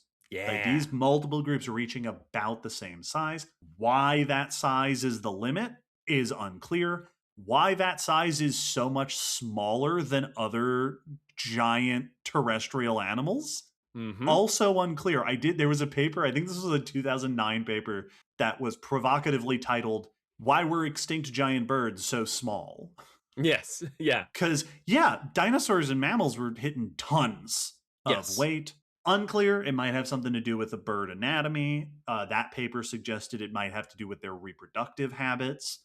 But one way or another, that like half a ton seems to be the cap for land-dwelling birds, which goes back to my earlier statement when I said that terror birds probably include the largest predatory birds of all time. Outside of maybe some of these relatives of theirs, birds didn't get much bigger than this, and they didn't get more carnivorous than this. Yeah. These birds were living at an extreme of bird. I've often wondered, and this is, just in my head, the people who research this stuff would be the better people to ask, but I've often wondered if their lack of tail, because now you have to only build up. You can't counterbalance like T-Rex and build out to the front and back. And so birds are, for the most part, like us, pretty all the weight's over one singular spot. So you would have to just keep growing taller, and I wonder if that just gets ungainly at some point. All right, listen, bird experts, weigh in, so to speak. Though the idea of giraffe birds is, I want that. Birds need to either re-evolve tails or go back to being quadrupeds. Really, pterosaurs is what you're describing. What birds need to become pterosaurs. That's really where the answer is. We got it right the first time with the first flying vertebrates. We're going to take a short break, and when we come back, we will explore not only the lifestyles of terror birds, but before that, how far and wide did terror birds actually spread? Stay tuned.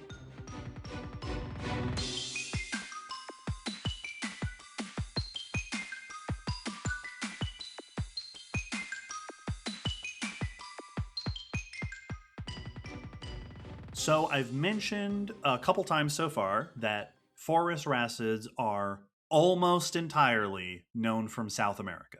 Mm-hmm. Let's talk about the other bit, the little bit of exceptions.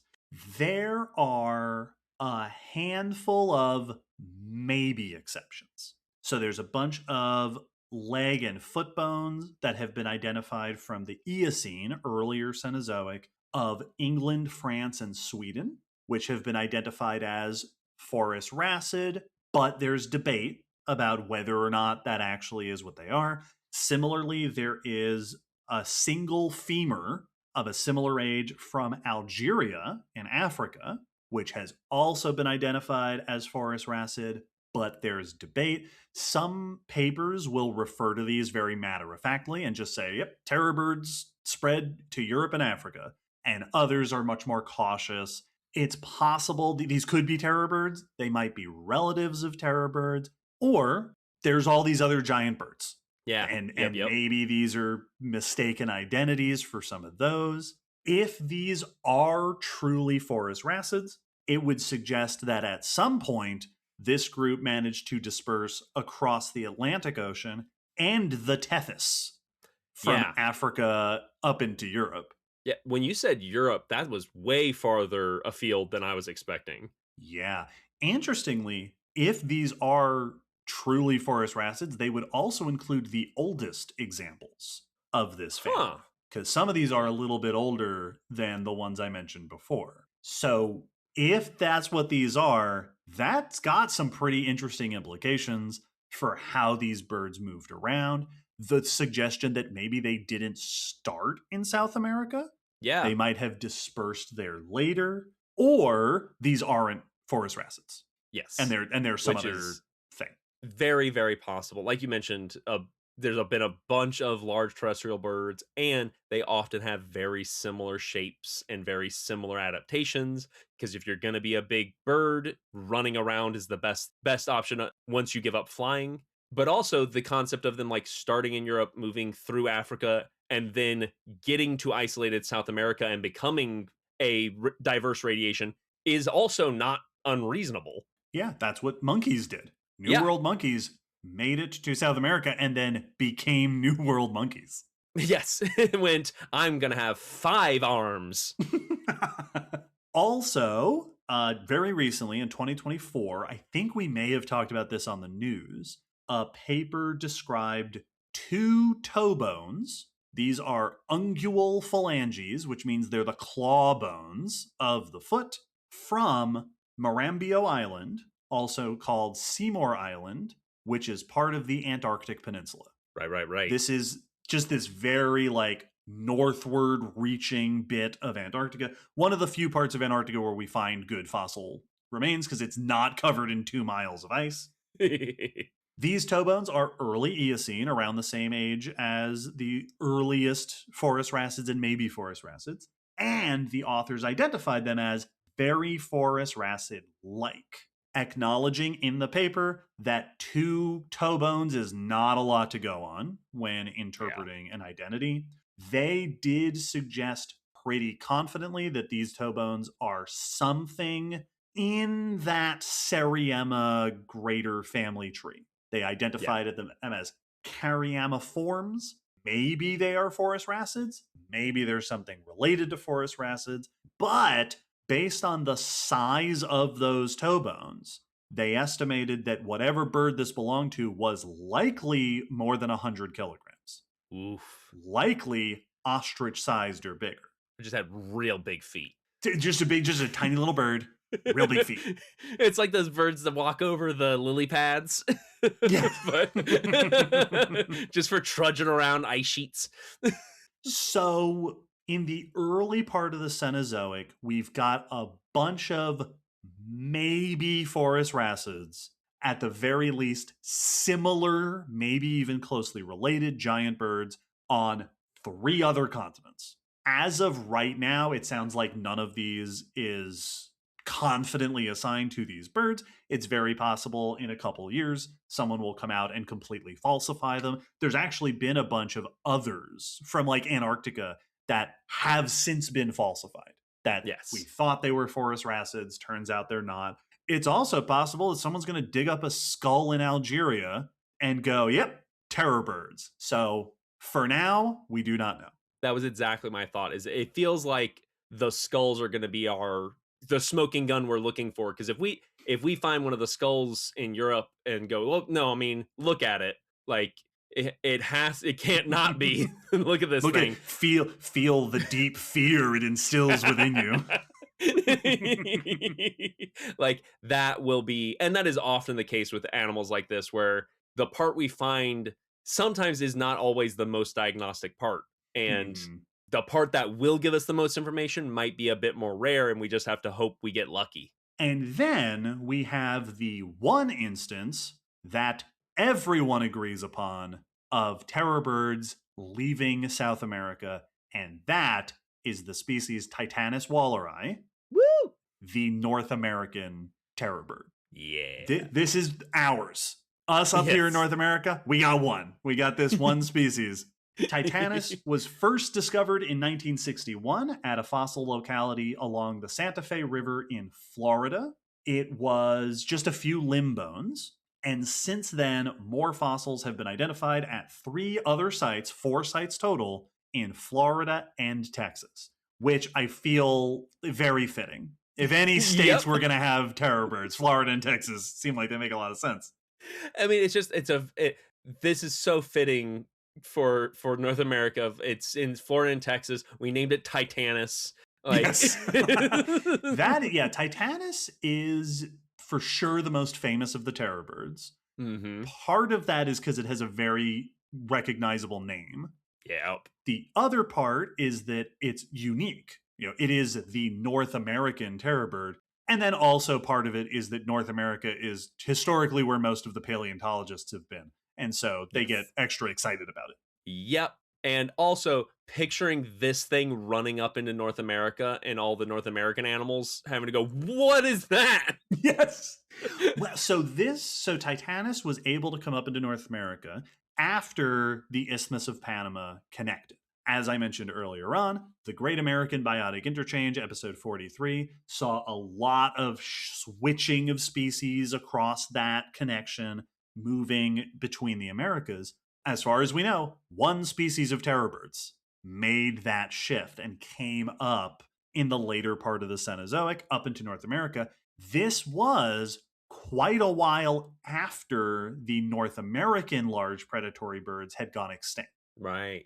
They disappeared in the Miocene. So Titanus didn't encounter them. And in fact, maybe that's part of why Titanus was able to move up into North America, is that it was occupying a niche that nothing else up there was quite doing. Despite its fame, Titanus is not actually known all that well. Yeah. Most of the fossils are pretty fragmentary.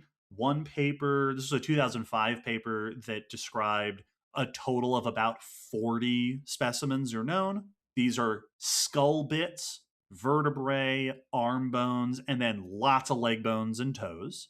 That paper describes, I will paraphrase, actually I'll quote this part, that the total fossil record of Titanus, according to this 2005 paper, can fit in 2, maybe 3 specimen drawers. Oof. Oh, yeah, no, I feel that one. Yes, it's very familiar. So there's a bunch of pieces. We've got a piece of most of the different parts of the body, but not a very whole image. Most of that fossil record is not described in detail. So most of what we know about Titanus is actually from other terror birds that it was related to. Early on, there was some suspicion that Titanus might have made it all the way to the very end of the Ice Age. But later research has found that there was some mixing of the sediments at some of those fossil sites that made it seem like those bones were younger than they actually were. More recent dating has shown that the Texas sites, Titanus was there around 5 million years ago, right at the start of the Pliocene. And in the Florida sites, it was there around 2 million years ago. So it for sure made it to the beginning of the Ice Age, but doesn't seem to have lasted all the way to the end. Yeah. Once again, bummer. This is the animal that we would talk about the most being our like long shot hope to find at the gray fossil site. Yep. Because it's like just the gray fossil site is about the same age as those earlier Texas sites. It's a couple states farther north than terror birds were ever found, but it's not that far. So like the timing and the location are just they're unlikely, but not so unlikely that we couldn't be surprised. Yes, like absolutely, it is reasonable that you could be like, well, a population at least made it up, because we see that all the time with animals where it's like they live here, and then you look at the map and be like, what's that red dot? Yeah, no, there's a lake that Yep, that's the odd that one. bird is able to get up there and hang out in that lake, and there's a little population up there, and yeah, so it would be so cool. Oh, Unlikely, especially considering that the environments the Titanus fossils are found in tend to be ancient grasslands, more yes. open environments, similar to modern Seriemas, whereas the gray fossil site was a dense forest. So, for a bunch of reasons, we're probably not going to find any of them at gray. But it's so close. It's so close and Yep. very tempting. Oh, Titanus was, based on the remains that we have, a pretty typical big terror bird. Probably 1.5 to 2 meters tall, right? 5-7 feet tall. Probably around 150 kilograms or so. Ostrich sized overall, and with a skull between 1 and 2 feet long, 30 to 60 centimeters. Pretty big, not the biggest, but like a carnivorous ostrich with an axe for a face. Titanus has also, because of it being famous and fragmentary, been subject to some misconceptions. Early on, some researchers suggested that Titanus had big claws on its wings and that oh it would have yeah. held the wings forward, kind of like a theropod dinosaur, a different theropod dinosaur, for like grabbing prey, right? Like a velociraptor that was grabbing prey with its wing claws. This has since been shown to be probably not true. The same features of the wing that those researchers were looking at that were like, oh, it looks like it had claws here. Turns out Seriemas also have that same feature, and they do not have claws on their wings, and they don't hold them in any particular strange way. So Titanus probably was very much like a giant Seriema, not very much like a Tyrannosaurus. Yeah, which like very reasonable, though the spike-winged terror bird would have been pretty cool too. Well, let's get in, fine at long last, to discussions of how were these terror birds living? What were they doing with these iconic features? I am going to focus on the parts that have received the most study, which is the two most notable parts of a phorusrhacid's body, the head and the legs. Mm-hmm. There have been a bunch of studies into the skulls of terror birds, especially the big ones. Phorusrhacids in general, this whole family, their skulls are particularly rigid. A lot of animals have joints throughout the skull, places where the skull can kind of bend and flex. Even birds, especially in the beak, a lot of birds have beaks that are kind of bendy, which allows them to sort of flexibly grasp food. If you ever watch a like parrot fiddle with a nut, you'll watch that the upper beak and lower beak are both moving. Phorusrhacids generally did not have very mobile skulls, especially the big ones. There were certain joints and hinges that are lacking that we see in other birds. And then in some of the phorusrhacids, there seem to be extra bone struts that are like connecting different bones. So compared to other bones, they have these very immobile, rigid skulls, which is probably an adaptation for strength. Yeah. You're strengthening up the skull, nice and rigid, inflexible, which is useful for something that is potentially receiving or delivering lots of force. A 2010 study did a specific analysis of the skull of a mid-sized phorusrhacid named Andogolornis and did a mechanical analysis. So we've talked about these. You do a mechanical model of the skull. You subject it to hypothetical forces and stresses and see how it handles it. That study found that the skull of this terror bird was particularly resilient to stress in an up and down and back and forth direction. All right. Yep. A later study looking at the same genus of terror birds also found that the neck is quite strong and reinforced, and concluded that the neck was strong enough to handle rapid up and down movements. Okay. Yeah. And then a 2015 study looking at a different terror bird, Laloavis, was able to look at the inner ear, which is awesome, always so cool. And that found that they had particularly long semicircular canals, which they suggested might have been helpful for rapid head movements, keeping balance and Okay. orientation. They noted that in larger species, the semicircular canals seem to have been shorter, which might mean that the larger species weren't moving quite as rapidly or quickly. Yes. All of this together, the resilience of the skull, the particular resilience in certain directions, the structure of the neck and the ear, has led lots of researchers to support that these birds were likely striking with their faces, Yes. moving the face quickly downward to grab at or attack prey, possibly pulling backwards to tear at carcasses and stuff. So, kind of, again, bringing it back to something like herons, kind of like that you're striking with the face, but instead of a spear, it's an axe. Yeah. Yep. And it's like when you look at their face, it absolutely, that's what it looks like it is going to be used for. And it seems like the mechanical studies support that. Yeah, Mhm. this face is meant to be struck at, toward prey. Yes. Interestingly, while we're talking about skull stuff, that inner ear study of Laloavis found a sensitivity to lower frequencies compared to most birds, which suggests that terror birds might have had lower vocalizations, Absolutely. which makes a lot Yeah. of sense. Like Yes. ostriches and stuff have these very like grumbly vocalizations. Yeah, they can do this. I think it's called thrumming or something like that. Hmm. They do this resonance in the chest that Yeah. woo, woo, woo, and it you feel it almost, especially for our hearing, we feel it more than hear it, Hmm. and it's this very deep resonant sound. And a lot of ground dwelling heavy birds do similar kinds of calls. Yep. And I believe it was that same study. And here's a little nod to our last episode.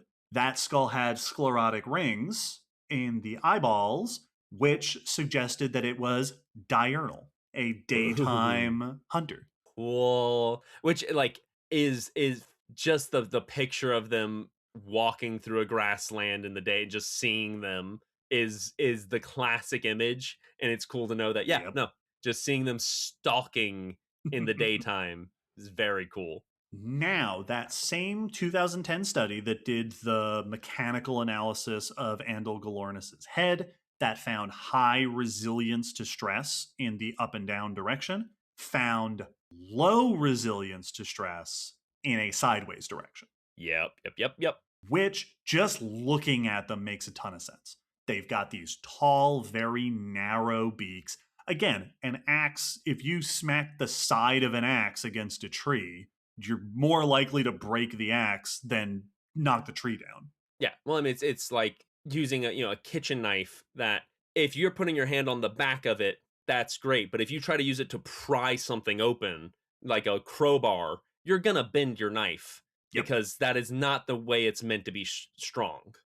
This means that while they were probably capable of very strong strikes downward and pull backward, they probably couldn't do things like shake side to side, Yes. like the way that like a dog does. They probably wouldn't Hmm. shake, and it might mean that they would have had a hard time holding on to large struggling prey. Yeah. Exactly. Something that's trying to twist out of their bite. Yes, because if you're the size of an ostrich and you grab like a rabbit, Hmm. fine, you hold on to it, no big deal. But if you try to take a bite out of an antelope or something, and it's Yeah. kicking and thrashing and squirming, that's going to put a lot of stress and strain on that beak. And it's possible that these birds' beaks were not strong enough to handle that. Yes. That they would have likely injured themselves. Oh, it's like when we talk about saber-toothed cats with those long, very thin fangs. If Mm-hmm. you plunge that into a still struggling prey animal, you're almost surely going to snap those off. Yep. So it's possible that terror birds weren't going after large prey. Mhm. This is sort of the famous way that we like to depict terror birds, and in fact, it's the famous way we like to depict any predator, living or extinct, is going after the biggest things that it can find. Most of the time, predators are going after smaller prey, Yes. prey that you can pretty easily catch, grab, incapacitate, and eat without much problems. For the smaller phorusrhacids, the little Seriema-sized ones, researchers have suggested they probably had a similar diet to modern Seriemas. Reptiles, small birds, things like that. Mid-sized ones might have gone after larger birds and mammals.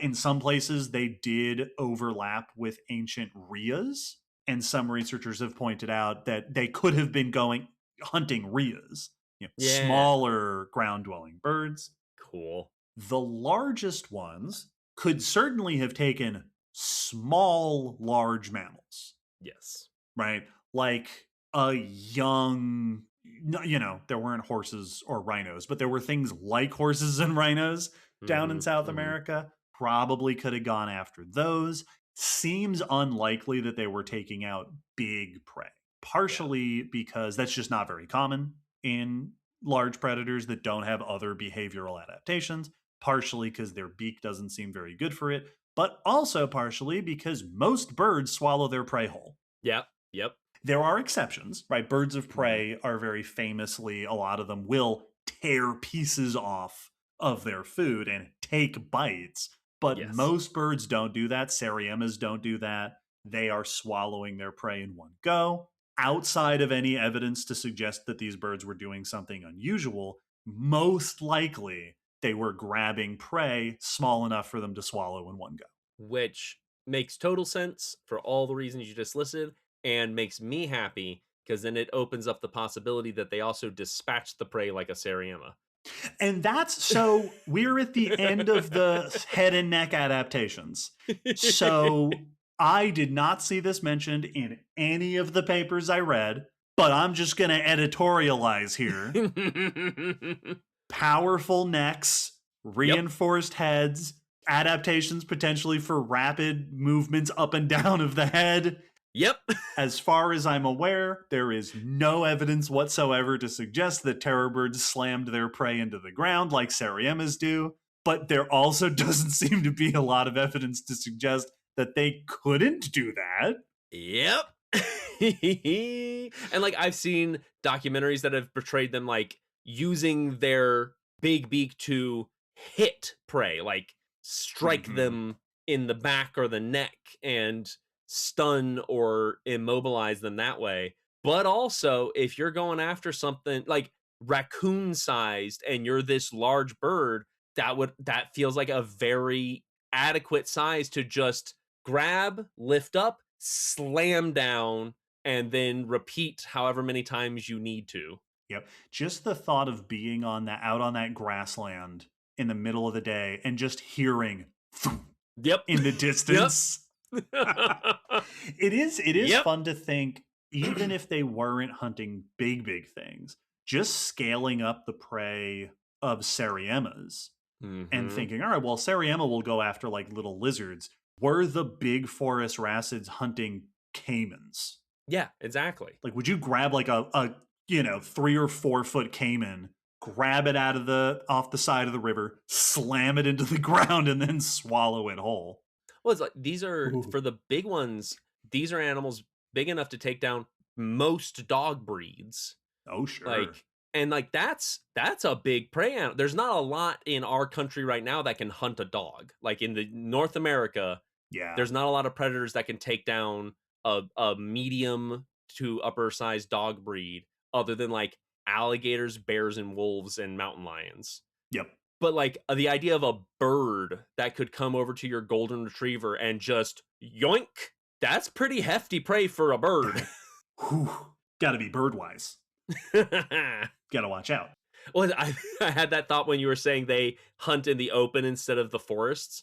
Of like, as creepy as it is to think of being like stalked in the forest by a giant bird, I think it is far scarier to like stand up in a grassland and look to your left and lock eyes with a 7-foot tall bird that then just starts to power toward you with the legs of an ostrich. Where are you gonna go? You're gonna outrun this thing?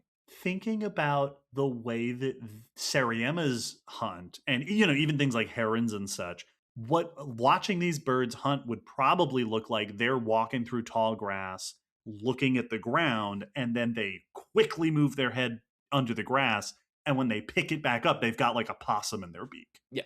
They go down, you hear something squeak, Yep. and then they pick up a small animal. Yes. And then maybe they move their head back down, you hear a and then they pick it back up and the animal is still in their beak but is not moving anymore. Now, moving to the rest of the terror bird body, as I mentioned earlier, these birds are generally considered cursorial, which means adapted to running. Fast movements over long distances. This is the same thing that's true about basically all ground-dwelling birds today. Long legs, relatively narrow bodies, good at moving around on the ground. Researchers have discussed the anatomy of especially a lot of the middle-sized and larger species.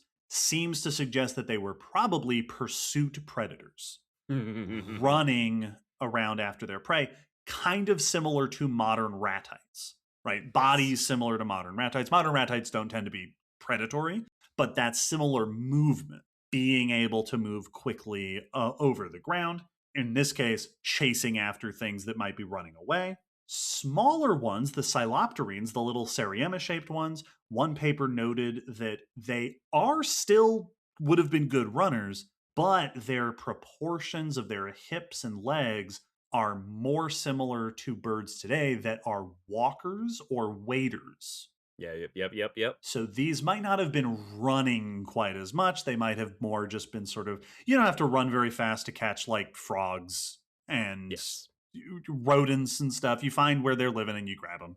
Well, and like a lot of times with those, if you're going to get up to them, and if you get them, you get them. If you don't, they hop or get away. Mm-hmm. They're not going to give chase, like a rabbit or something would.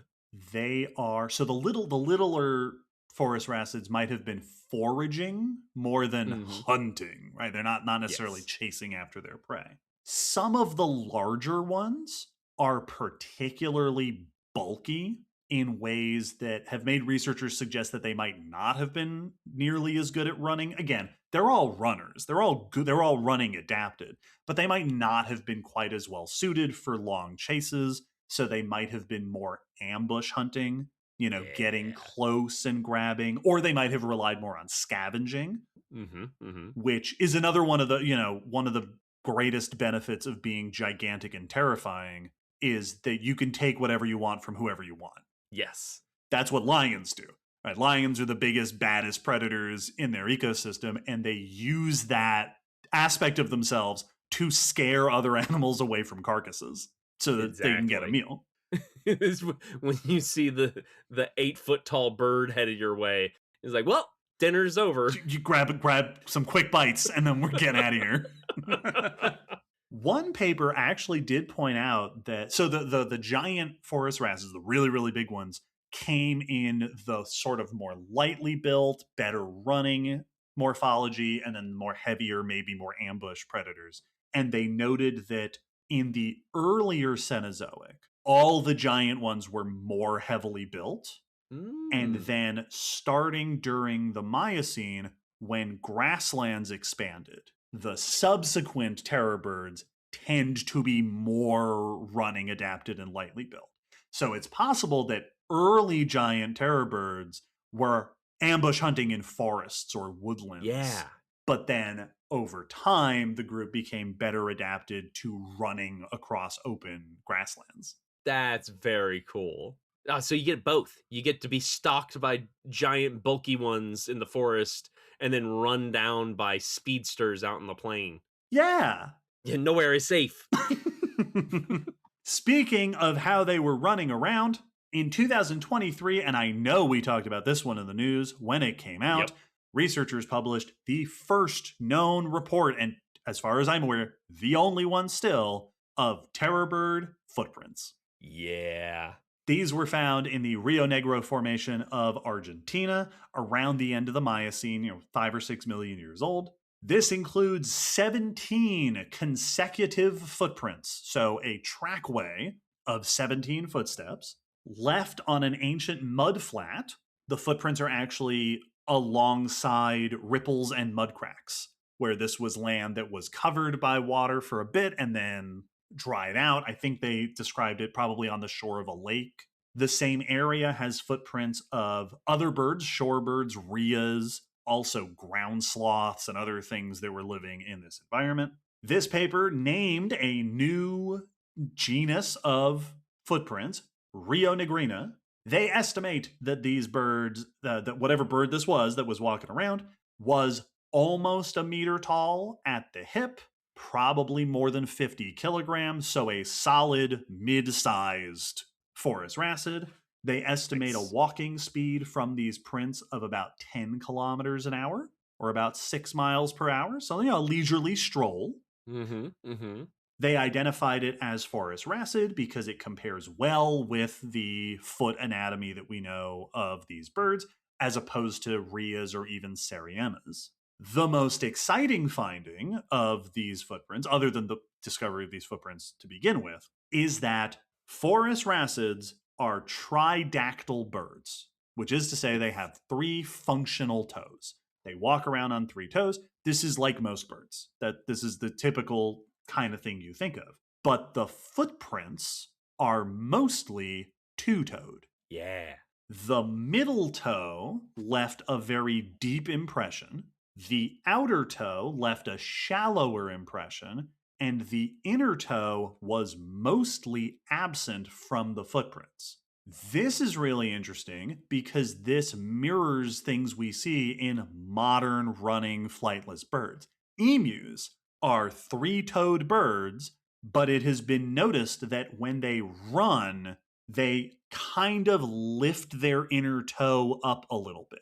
Not quite velociraptor style, but enough that it isn't leaving much of an impression in the ground in their footprints. They effectively walk with 3 toes, but run with 2, which seems to be a way of streamlining the action of the foot.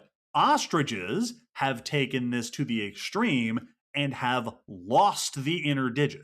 Yeah. Ostriches are 2-toed birds on each foot. It's very well, and reducing the number of toes you run with is a pattern we've seen and discussed in other groups. That's what horses did. That, as weird as it might seem, if you are so adapted to run, to use less of your foot, but having more toes involved can just get in the way. If all I need to do is move forward fast, a single point of contact often is actually quite enough. It also makes the leg narrower, and it concentrates the weight of the leg at the top, which means that it swings more efficiently. Like a golf club. Yes. So this seems to be a convergent adaptation for running real good. Yeah. Emus do it, ostriches do it. It seems that terror birds probably ran like emus do, with 1 toe elevated just enough to kind of be out of the way. And something I've wondered, and I don't know enough about emus to know if this is the case, but with a lot of birds, that inner toe also gets used as like a specialized claw. Like that's the cassowary claw, that's the hooked claws on many predatory birds. Yeah, that they'll use to like pin their prey. Yes. And it's thought that like with dromaeosaurs, lifting that toe was also to protect that claw and not drag it through the dirt. Same with cheetahs, who need to use their claws for traction, have their dew claw as the sharp claw that they Mhm. use. And it's made me wonder of like, would there be any difference of that of, could that be like a defensive claw? Because with emus, they use their kicks as their defensive weapon, but I don't know if the inner Yeah. toe of an emu is like particularly sharper or any more notable than any of the other toe claws. Yeah. So it brings up the question here of, would that toe claw be the one that they are mainly kicking with when they defend themselves, so they don't want it getting worn down in the dirt? I'm glad you brought that up. I want to mention a 2005 study that did a biomechanical analysis of the legs of terror birds to estimate running speed. They wanted to Yes. determine how fast could these birds run. So they made a mechanical model of the legs, and basically, all right, at what point do these legs stop getting faster? They tested it with ostriches, emus, and rheas, which they could also compare with documentation and observations, and found Yes. that the model's prediction for maximum running speed was very, very similar to actual observations of these birds. So, works great. Try it with terror birds. They did the test with Patagornis, which is mid-sized ish, 40, 45 kilograms, and an indeterminate species, but one of the big ones, the real giants. For both of these, the model predicted that they could run about 50 kilometers an hour, which is about 30 miles per hour. This is not nothing. This is pretty similar to how fast emus run, and the authors say in the paper they doubt that this is accurate. Yeah. Because especially the big terror bird here, it's a little unexpected to think of such a heavily built animal reaching emu speeds. Yeah. Similarly, they did the same test with a little bigger mid-sized one, Mesembryornis, around 70 kilograms, and the model predicted speeds of just under 100 kilometers an hour, or 60 miles per hour, which, as the authors point out, there is only one terrestrial animal known to be able to reach those speeds. That's cheetahs. Again, this seems like it might not be accurate for these birds. And as if to drive this point home, they also did this model with a moa. Moas, the giant herbivorous birds of New Zealand, and the model predicted even faster, like 70 miles per hour for the moa, which not only seems unrealistic for these giant herbivorous birds, but contradicts written accounts of how moas moved. Yeah. So the authors said, all right, this model works with ostriches and emus. Why is it giving us what appear to be inaccurate results with these ancient birds? And what they concluded is probably the legs were disproportionately powerful. Yes. Yep. The authors estimate, using this model, that the leg bones of the middle-sized one, Mesembryornis, could support a force around 3.5 times more than was needed for just the foot hitting the ground as it ran. These legs were overbuilt, and that seems to have been throwing off the model. Which raises the question of, what were you doing with those legs? Whatever you wanted. Yeah, really.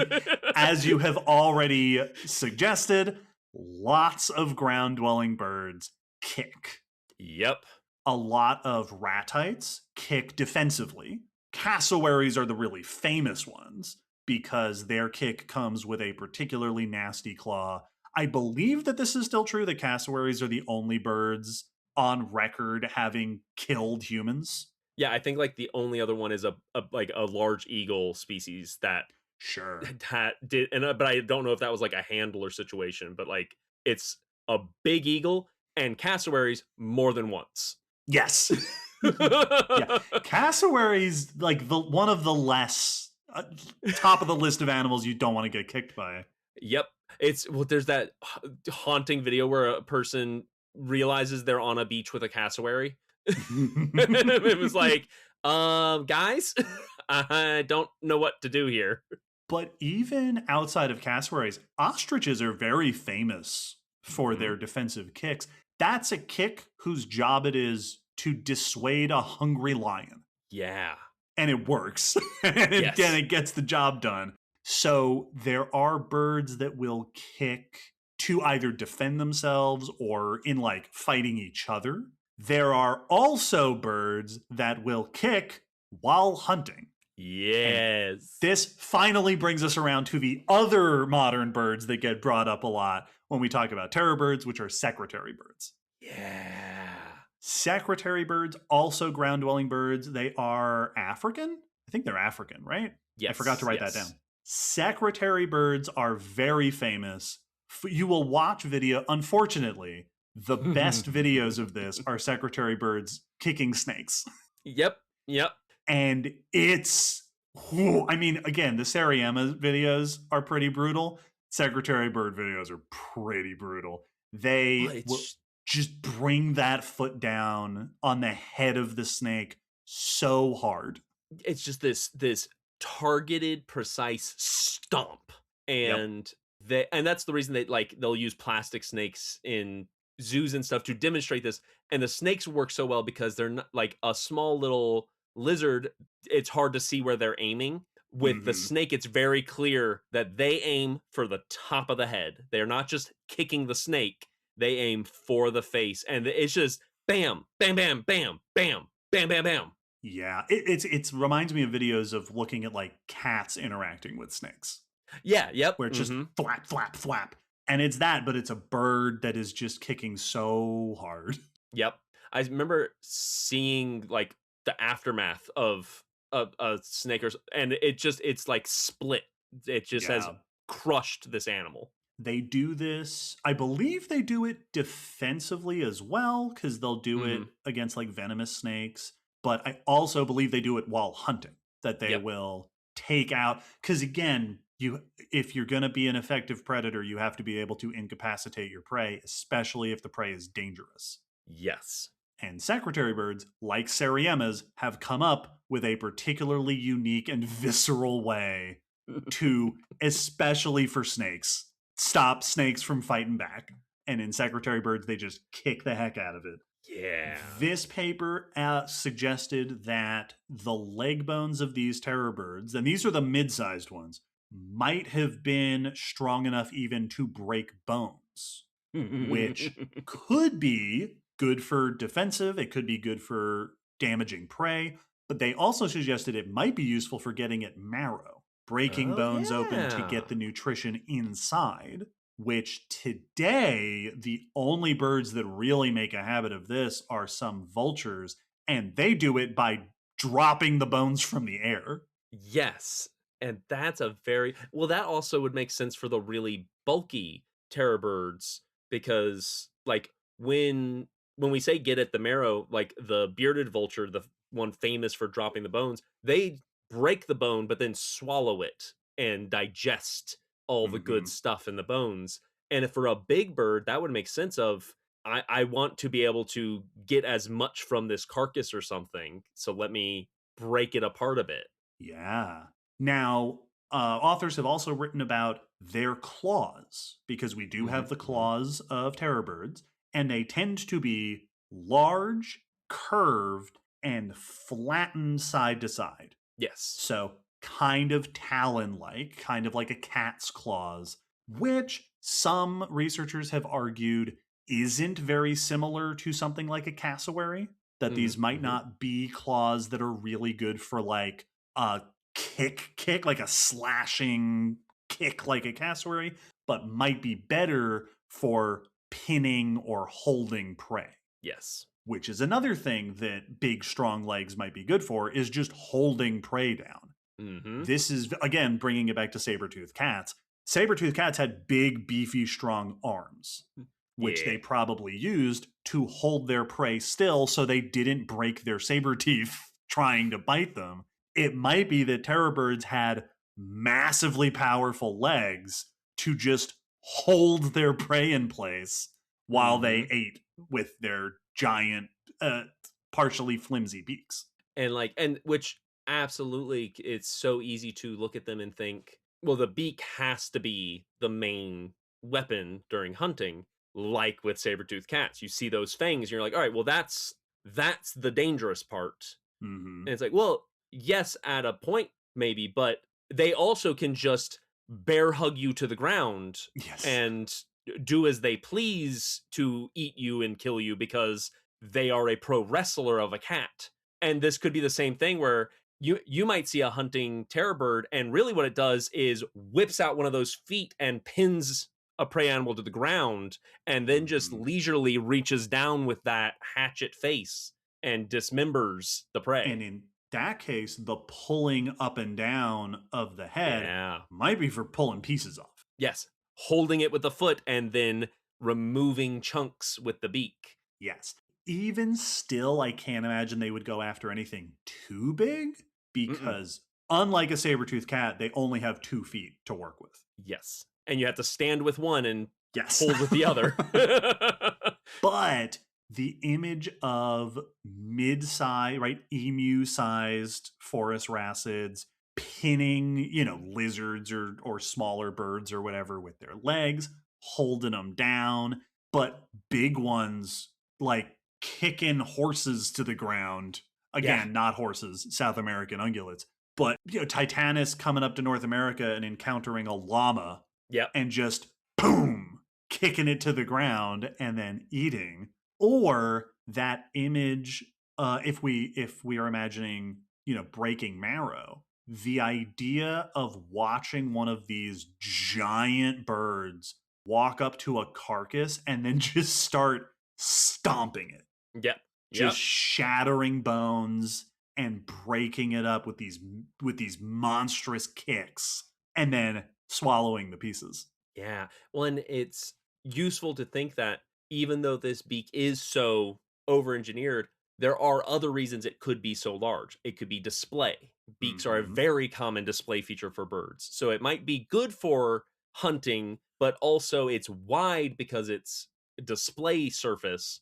The main hunting tool might be the combo of foot and beak, and the beak Hmm. is being selected for other reasons, and that's why they're so big. So, like, it's this is a example where it's very easy to get, I think, tunnel visioned on Yes. the charismatic feature and forget that there's other reasons it might be shaped that way, and the rest of the animal is also perfectly capable of doing the job, especially when you've got these big powerful feet with quite intimidating claws. Like, they aren't hoof like, chicken claws where they are fairly Hmm. blunt. These are sharp predatory claws in many ways. Well, and it's also interesting to consider that among modern birds, the ones who hunt relatively large prey, right, compared to themselves, things that aren't like bugs and stuff, Mhm. most carnivorous birds are taking prey with their feet. Yes, that's the main hunting tool. Mhm. They don't attack face first.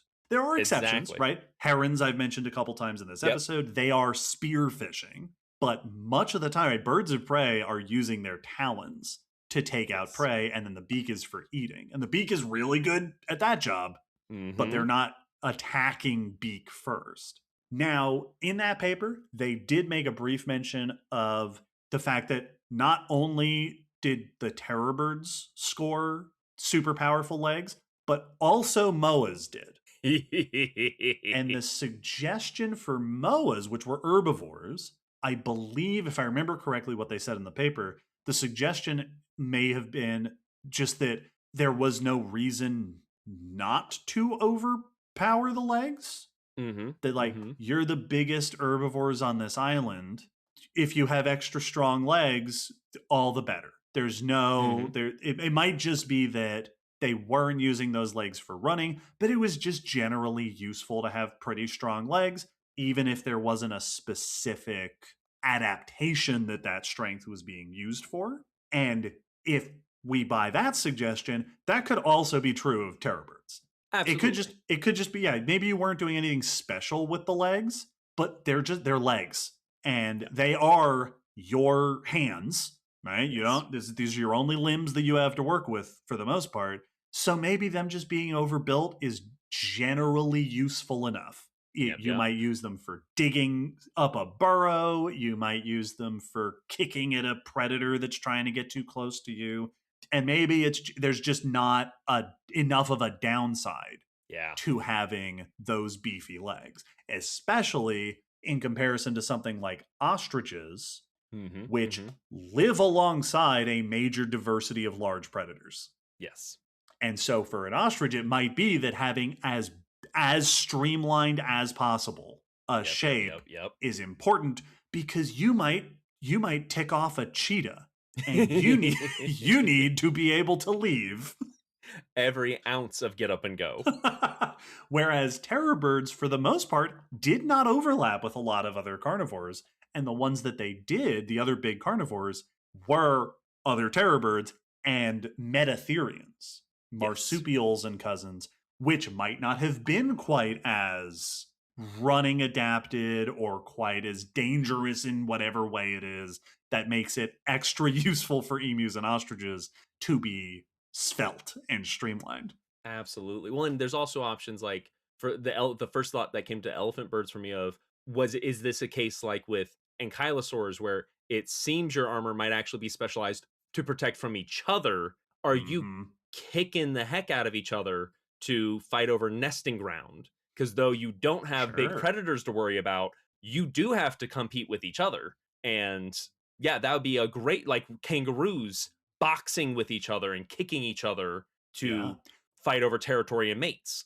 Well, and I don't know if there's any precedence for this, but could these terror birds have been doing something kind of like giraffes, where your legs are overbuilt because you're kicking each other in the legs? Yes, exactly. Is the competition, you're trying to knock the other one off their feet. And so your legs are super strong for both offense and defense. I don't actually know if there's any birds or anything that do something like that, but the idea that this might be more about competing with your own species. Yes. And the concept of birds fighting with their feet, like that's why roosters have those spurs, is they flap up and then grapple and slash at each other with their feet. So feet as a interspecies fighting tool is a common bird feature. So there's a lot of reasons it would be good to be able to kick real hard and have powerful legs. Or if we go with the secretary bird angle, you live in South America where there are anacondas. Yeah, yep. A secretary bird can kick a cobra. You need to be able to kick an anaconda. And that requires just the biggest legs. The biggest kicks. Well, and like, did they do any like stomping to communicate? Like, or like for courtship? Yep, yeah.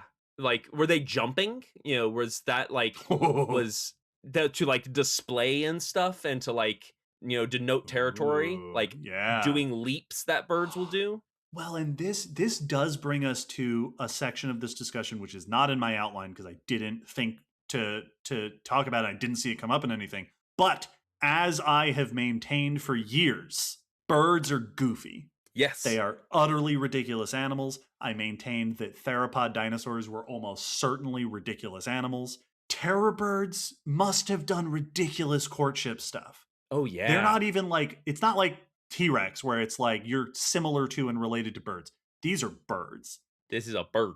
Ostriches are utterly ridiculous. Yep. They do the thing with the wings where they're like flapping and doing their little dances. They're like stomping the ground. Oh, they're doing literally the Star Trek Uhura fan dance for the females.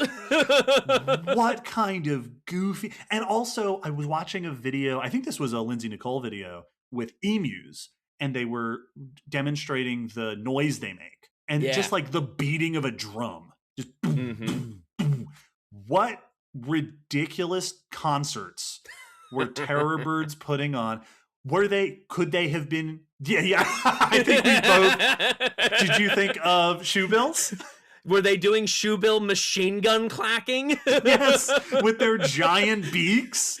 Would they just go like I don't know what those things are called, but the clickers on movie sets where they go take two. Yep. Were they just snapping their beaks? which were extremely resilient in an up and down direction. Yes. Instead of a machine gun, it was artillery fire. Yeah, just thundering across the plains of South America. And like almost surely, because like birds make beak noises and chest noises, like, and probably different ones for different species. Like, Absolutely. well, no, Titanus doesn't do the beak clacking, but they thrum. But then you go over to this South American species and they do the beak clacking because that resonates in the like slightly more forested area that they live in or whatever. Like all these crazy things, you probably had each one doing ridiculously different, weird things. I also imagine that you would have had a bald eagle situation where like the biggest one, Kalenkin, with its 3-foot wide head would just bear down and open its beak and go.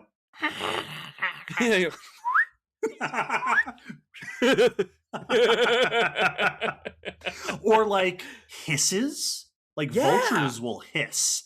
That just like these birds were probably really noisy. Yep. Even, we think of like songbirds being noisy, but even a lot of, I don't actually know about Seriemas. I know they make noise, that like they have a distinctive noise, but these were probably doing calls. They were probably communicating to each other, and they probably had stupid, elaborate mating rituals. Yep. And a thing that I definitely see in art, but I feel like not as often as you would think with other, they also were feathered, and they could have been doing crazy stuff with those feathers. They might have had crests like the Seriemas do. They might have had crests. The ostrich, the male ostrich has those big plume feathers that they use for display. And, they also are flightless with tiny itty bitty wings. There could have been terror birds that had long display feathers coming off of the wings, or quills like we see in cassowaries that, like, you could have seen all these crazy structures. They can be as ornate as any bird you can think of. Yeah. The other thing that hasn't come up because there's no information really about it is that these were potentially also parental. Yes. Birds today tend to be very good parents. They tend to watch over their nests. Ground-dwelling birds are pretty commonly precocial. Yes. Which, like, they'll nest on the ground and then the eggs hatch and they don't really need much help from their parents. It would make sense that these birds were kind of like that, being, obviously they weren't nesting anywhere else than the ground. Certainly not the big ones. But the idea of a terror bird stomping across the plains with like a juvenile Thylacus smilus in its beak to then drop it at its nest for its little babies to come out and start eating. Yeah, I just had a thought, and I'm trying to make sure I remember which bird this was, because this came up in, which episode was this where we talked about egg teeth? 227, beaks. Yes, where we talked about the egg tooth and the fact that some birds lack it, and some of those, I think it was the kiwi, and I think there was another one, and it was where I learned that they kick their way out of the egg. Yes! Did phorusrhacids kick their way out of their egg? Because they could probably. Did they hatchet their way out with their axe faces? Like that. There's so much. Oh. There's so much more to these birds. Like I said, these topics I didn't bring up earlier in the episode because I just haven't found any literature really about them. Well, a lot of the things we're asking and talking about, we can't know. Yes. There was one paper that I saw that did a histological analysis of, I think this was Patagornis, that found that they grew similarly to modern birds and that terror birds seem to have reached adult size in less than a year. Wow. Which is what we see in modern birds. So not terribly. I think that's also even true of the big ones. I actually don't know with like an ostrich how long it takes them to grow. But they're birds. They're going to grow really fast. That's extra impressive if it's true for a 300-kilogram bird. But we don't have very little information. I don't actually know if we have any definite juvenile fossils. We certainly don't have any like really young ones to my knowledge. So there's a lot about these birds that we don't know. We have a general image of their adult shape and behavior, their diversity, their distribution kind of, but someday maybe we'll find a baby terror bird in China or something, and it'll just throw the whole conversation for a loop.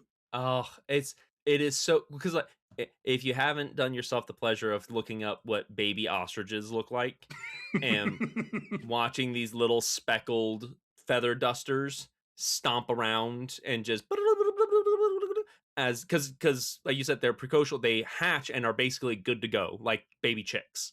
They are not songbirds that come out all kill me, like shriveled. They are running around, and that idea, but with just this small big beaked baby. Oh, cutest thing you should never touch. Yes, absolutely.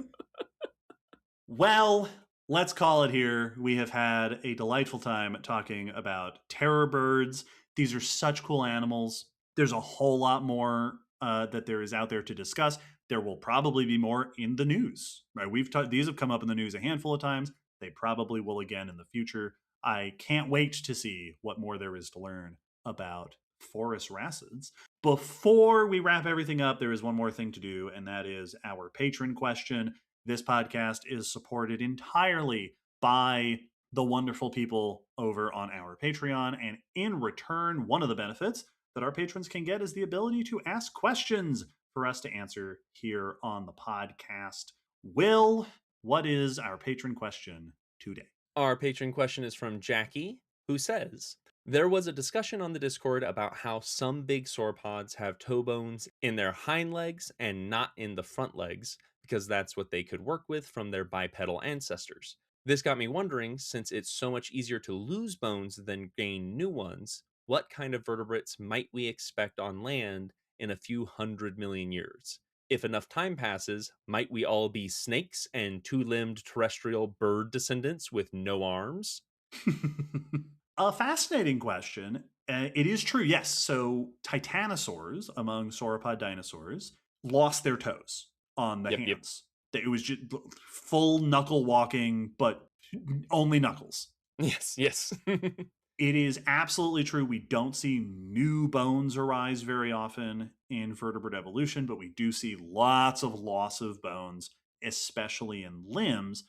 I thought this was a fun question to answer this episode because we are talking about one of these groups that has quite reduced their arms. Terror birds had arms. They were short wings, again, similar to something like ostriches, but it is not unheard of for animals like this to completely do away with their arms. I believe it was moas. Yep. Who, in some cases, lost the arms completely. Yeah. They were two-legged animals, and that was it. Which is crazy. To Jackie's question, might we expect to see a preponderance of snakes and moa-shaped vertebrates in the future? I kind of don't think so. Because while it is easy to lose bones relative to gaining bones evolutionarily, we haven't seen a loss in the overall number of bones. Yes. Like most modern vertebrate animals on land have a pretty similar skeletal makeup to the earliest land vertebrates. Some of the bones have been reduced, right? In mammals, we've got like our jaws. The number of bones is reduced. Obviously, we have less bone complexity in that regard than fish, which are just bags of rubble bouncing around in scales.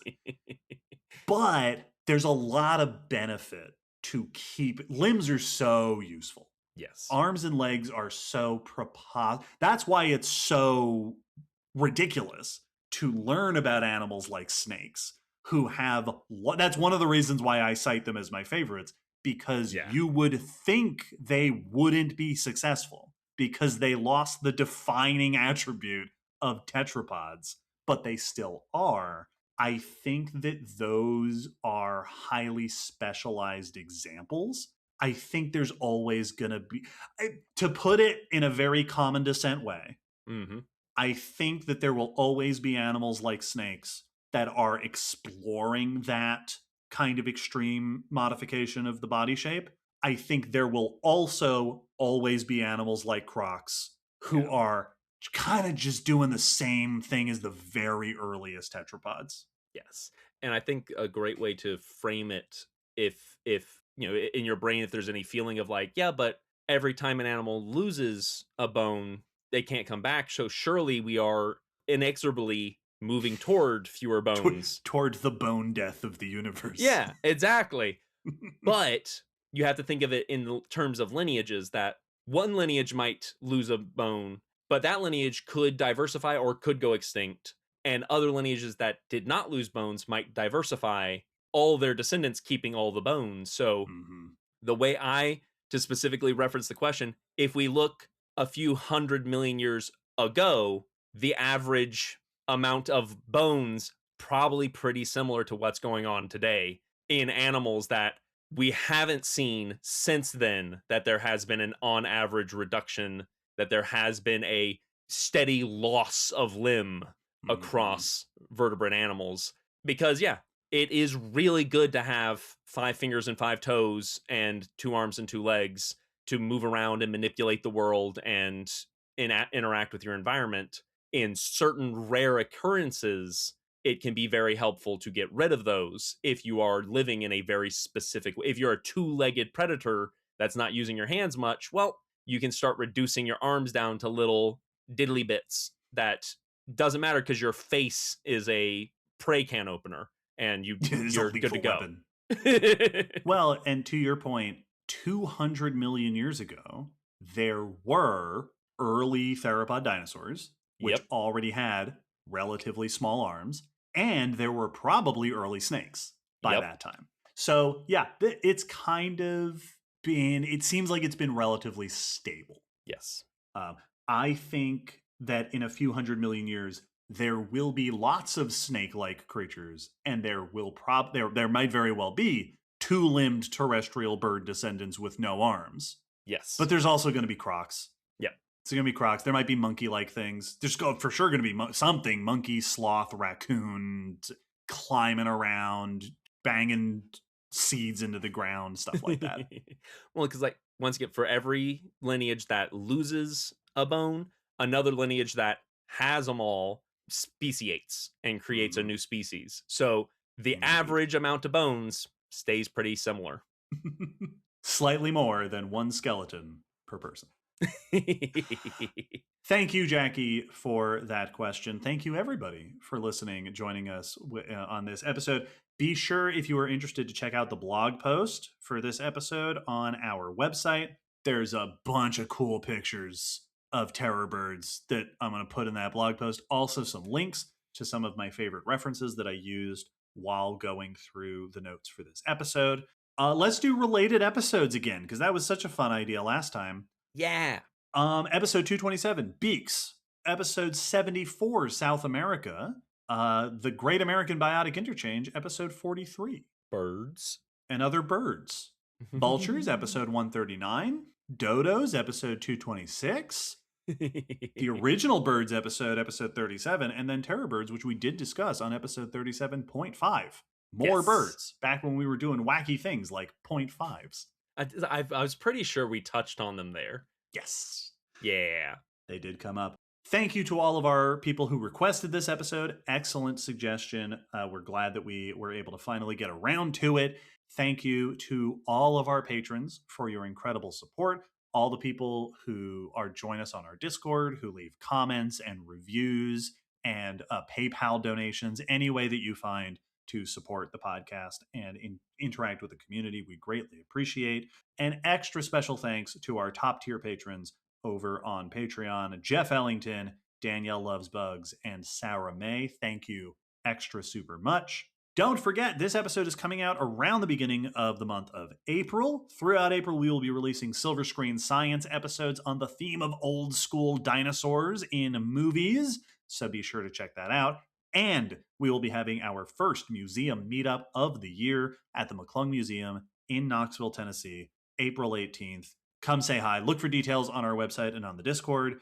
If you are in the area and able to come and join us, come and join us. We got a bunch of friends over there. It's going to be a good time. Yeah. a thought I've been having this whole episode is the scene in Primeval when they encounter terror birds and they're all, Oh yeah. scary, monstery, and whatnot, and how I would shoot a scene now that we've learned more of a terror bird attack on a Dinotopia, Primeval, whatever it is, time traveler situation, and the idea of getting like chased down and then kicked to the ground is that would be such a cool looking scene. Yeah. I Oh, think in Primeval it was actually Gastornis, oh yeah. which again, the old school interpretation of them as big predatory birds where they were more likely herbivorous, which does make a lot more sense because Primeval takes place in England Yes, it does. Yes, it and does. Yeah, you're right. You're right. Gastornithiforms were European. I forgot about that. It's been a Yep. while since I watched that show. Everybody I'd check out say Primeval. It's time to rewatch. But yeah, it's Primeval.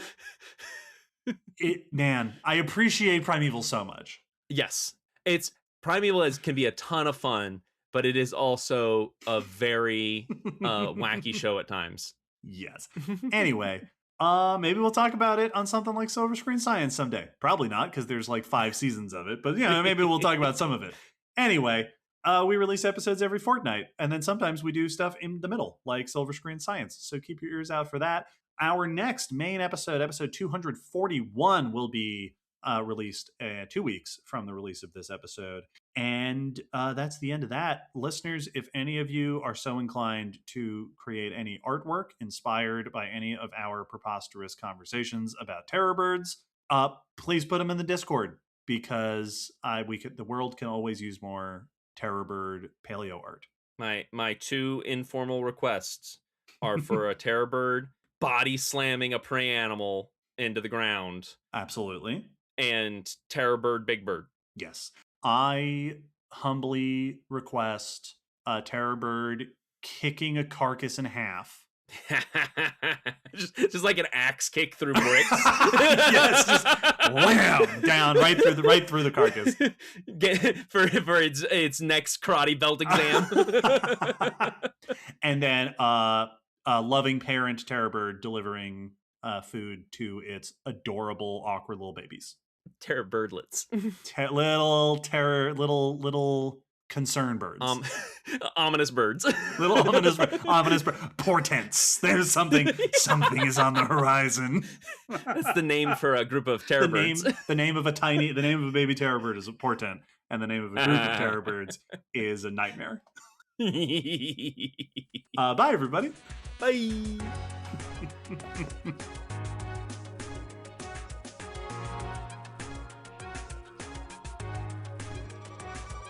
Thanks for listening to the Common Descent podcast. You can follow us on Facebook, Twitter, YouTube, and check our WordPress blog for pictures and links after each episode. Huge thanks to our patrons whose support helps keep this podcast running and who get access to bonus goodies on Patreon. The song you're hearing is called On the Origin of Species by Protodome, which we found at ocremix.org. Thanks again for listening. We hope you'll join us next time.